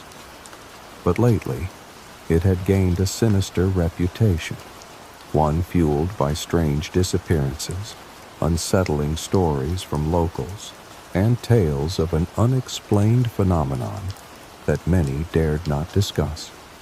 At 11:45 p.m., Detective Samuel Rodriguez of the Uvalde County Sheriff's Office received a call that would soon unravel the mystery behind what had been happening on this stretch of highway.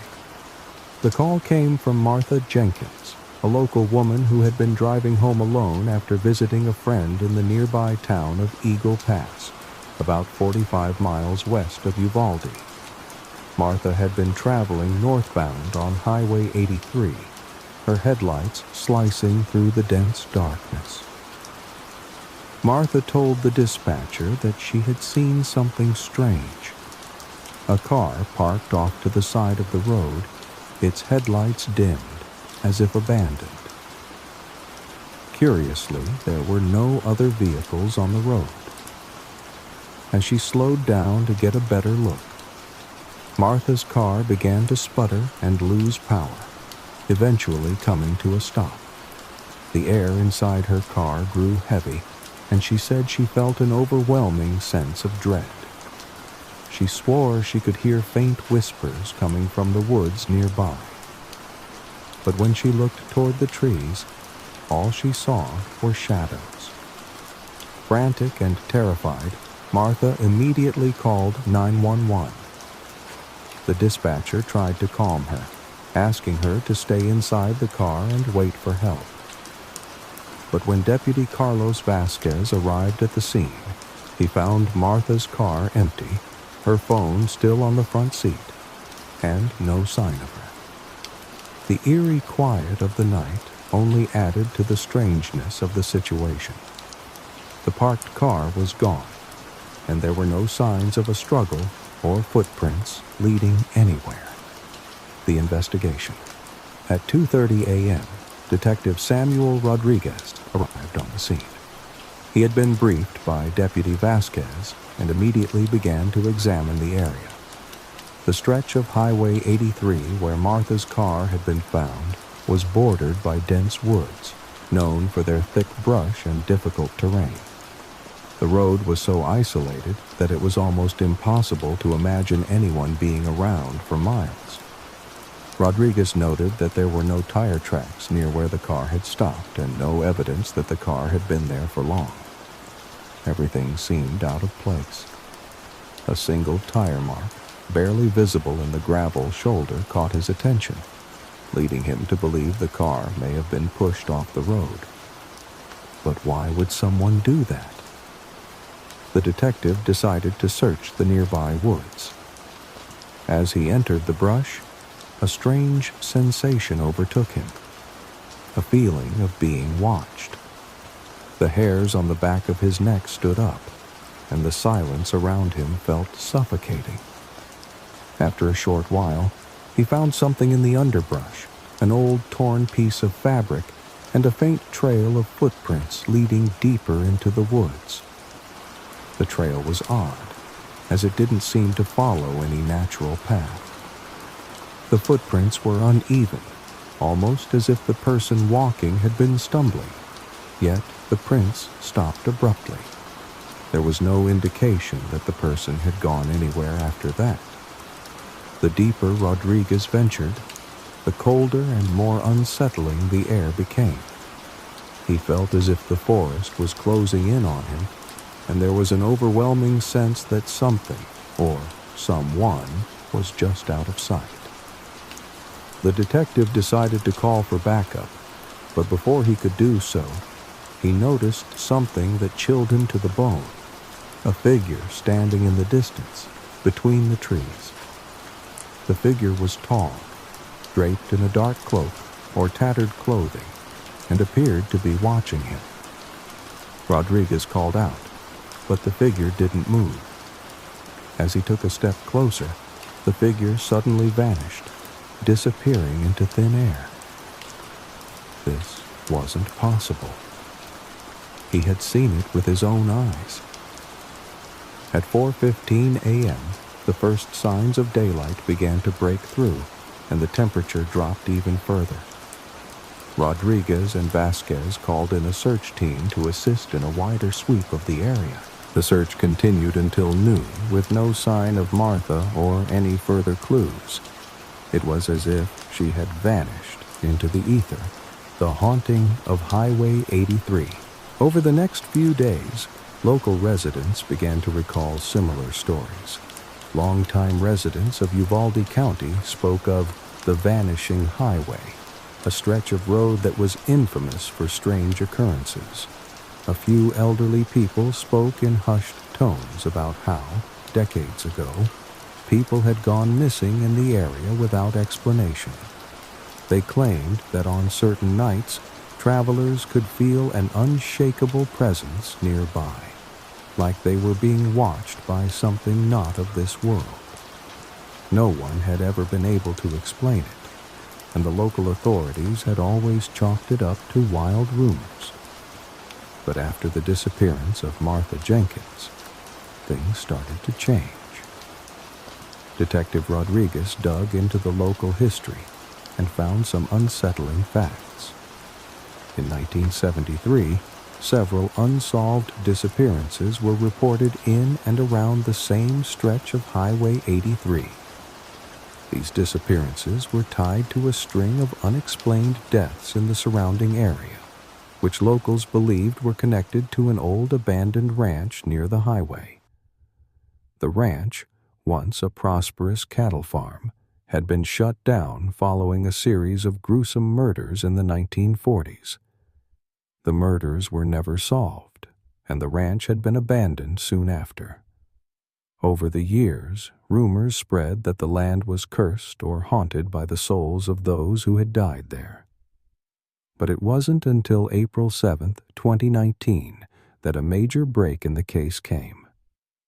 A local hiker, Josh Turner, was exploring the area near the old ranch when he stumbled across something strange.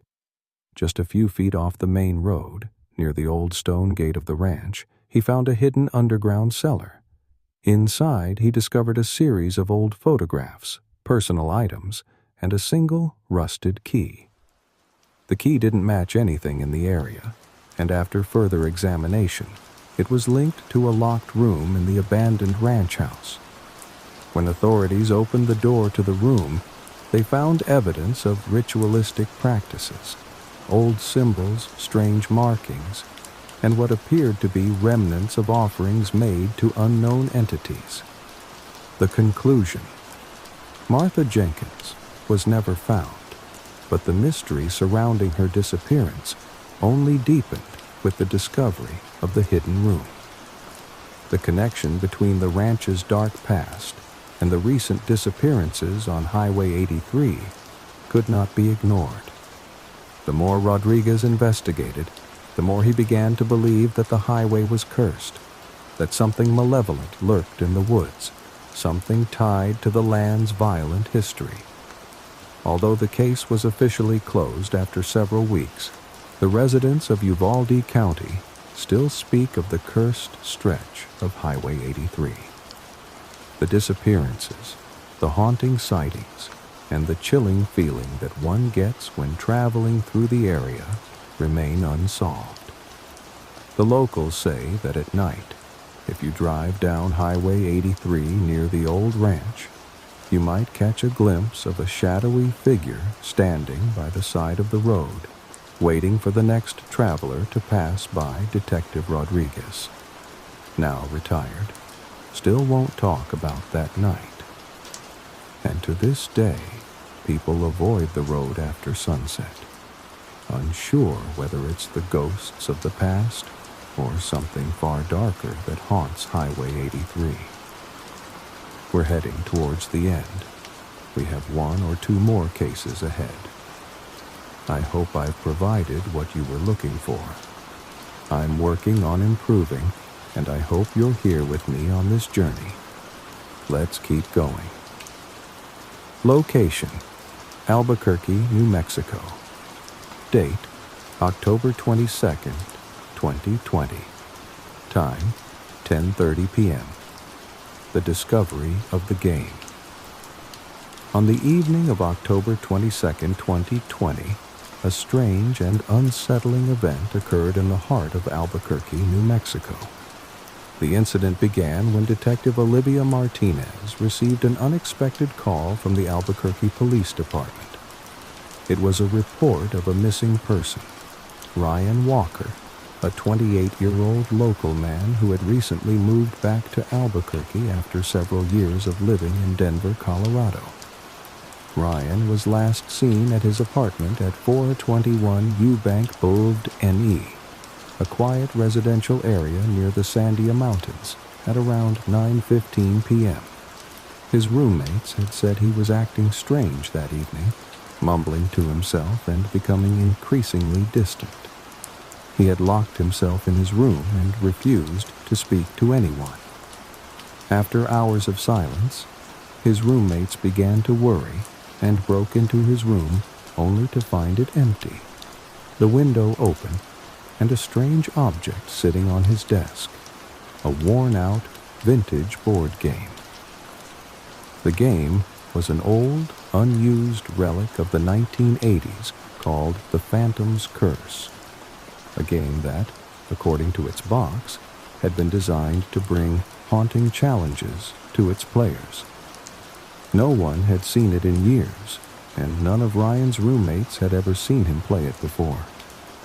The box was tattered, and the game pieces had been scattered on the desk in a disorganized manner. Detective Martinez, who had been called to the scene, immediately took charge of the investigation. She was familiar with Ryan. He had been a quiet, introverted man, but not one to suddenly disappear without a trace. Her instincts told her there was something more to this case than simply a missing person. As she examined the game, she noted the eerie, almost ghostly artwork on the box. Dark, shadowy figures dancing in the background of an old, abandoned mansion. The game, although clearly old, still had a sense of menace about it. The investigation begins. By midnight, Detective Martinez had gathered Ryan's roommates and began to question them. They told her they had never seen Ryan so disturbed before. According to them, he had spent most of the day locked in his room, speaking to himself in hushed whispers, his voice tinged with fear. They recounted that Ryan had muttered about visions and voices coming from the game, as though it had somehow taken hold of him. Martinez's gut instinct told her this was no ordinary missing person case. As she delved deeper into the investigation, she discovered something chilling. The game, which had long been forgotten in the back of Ryan's closet, had previously belonged to his late grandmother, Martha Walker, a woman who had passed away several years earlier under mysterious circumstances. The detective contacted local records, learning that Martha had been known for her eccentric and sometimes paranoid behavior in her later years. Neighbors had reported seeing strange rituals at her house, and some even claimed she had been haunted by a spirit. One neighbor mentioned that Martha had often spoken of the curse that followed the game. With these disturbing revelations in hand, Detective Martinez reached out to Abigail Stone, a local paranormal investigator, for assistance. Abigail had been involved in several cases across New Mexico involving allegedly haunted objects. Upon hearing the details, she agreed to meet with Martinez at the apartment. The Night of Terror. At 2:30 a.m., Detective Martinez and Abigail Stone arrived at Ryan's apartment. Abigail immediately sensed a heavy, oppressive energy in the room. She turned to Martinez and said, "There's something in here. Something ancient. Something that doesn't want to be found." As they inspected the game, Abigail noticed something truly unsettling. The game pieces appeared to move on their own. The small figurines and cards began to shift, slightly out of place from their original positions. A cold breeze swept through the room despite the absence of open windows or any draft. Abigail began to chant a few words under her breath, attempting to sense the presence lingering in the apartment. Suddenly, the temperature dropped sharply, and the lights flickered. The room was now plunged into darkness. A loud banging sound came from the walls, followed by a voice, faint, almost imperceptible, but undeniably human. "You should have never touched it." Martinez immediately called for backup. As she tried to maintain control of the situation, Abigail warned her, "This is no longer just a missing person case. This game is cursed, and Ryan is in the grip of something far worse than we understand." As the clock struck 3:15 a.m., they made the decision to search the apartment building and its surrounding areas. As they walked through the dark halls of the complex, Martinez felt something watching her. The sound of footsteps echoed behind her, but when she turned, no one was there. She felt an icy hand graze her shoulder, sending a jolt of fear through her body. The revelation. At 4:30 a.m., the search led them to a strange discovery. Ryan's phone, still active, had pinged from a location near Old Town Albuquerque, around 7 miles away from his apartment. The location was in a dark alley, hidden behind an old, abandoned building at 620 Central Ave, SW. Detective Martinez followed the GPS coordinates and found Ryan's phone discarded on the ground. Its screen cracked. The alley was eerie, with graffiti-covered walls and remnants of a forgotten past. There, on the ground, they found Ryan, collapsed, unconscious, his face pale and drawn. His hands clutched the Phantom's Curse board game, now completely intact, its pieces arranged in a perfect circle around him. Abigail's voice trembled as she muttered, "He's trapped. The game has claimed him." Ryan was rushed to the hospital, but he remained in a catatonic state, unable to speak or respond. The doctors could find no physical reason for his condition. The only thing they could confirm was that he had suffered extreme mental and emotional trauma. The aftermath. Days later, Ryan was released from the hospital but continued to refuse any form of communication. His body was alive, but his mind was absent. He never spoke again. As Detective Martinez continued her investigation, she discovered more unsettling facts about the Phantom's Curse game. The game had been linked to several reports of strange occurrences and disappearances in New Mexico dating back decades. Victims of the curse often experienced vivid hallucinations and an overwhelming sense of dread, followed by a sudden and inexplicable disappearance, leaving behind only the game. The game's origins remained a mystery. No manufacturer records, no designers, only rumors of an ancient game created to trap souls.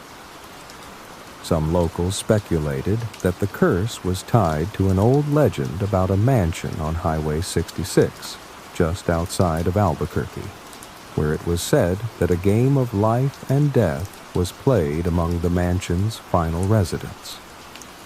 As for Ryan, he remains in a state of fear, trapped by something beyond human understanding. The game was sealed away in an evidence locker, but Detective Martinez couldn't shake the thought that something far darker still lurked, waiting for its next victim. The mystery of the Phantom's Curse endures, and Albuquerque, once again, is a town haunted by its past. The case remains open. Detective Martinez still works tirelessly, searching for answers, but some questions, she believes, are better left unanswered. Wow. Thank you all so much for sticking with me until the end of today's story here at Echoes of Fear. I know these tales can be pretty unsettling, but it's because of all of you that I get to keep sharing them. Your support truly means the world to me. If you enjoyed this story, don't forget to hit that like button and subscribe to the channel. It helps more than you know and allows me to keep bringing you new, eerie stories. I also want to take a moment to acknowledge the community we're building here. We're all in this together, diving into the dark and mysterious corners of the world, and I couldn't do it without you. Your comments, your thoughts, your shared experiences, each one helps to fuel the stories that I bring to you. If you have any suggestions or cases you'd like me to cover, feel free to leave them in the comments below. I'm constantly striving to improve and give you the best content I can, and it's your support and feedback that makes this journey even more incredible. I look forward to sharing more terrifying and thought-provoking tales with you. So until next time, stay curious, stay cautious, and remember, some things are better left undisturbed, but here, at Echoes of Fear, we're not afraid to explore them. See you in the next one.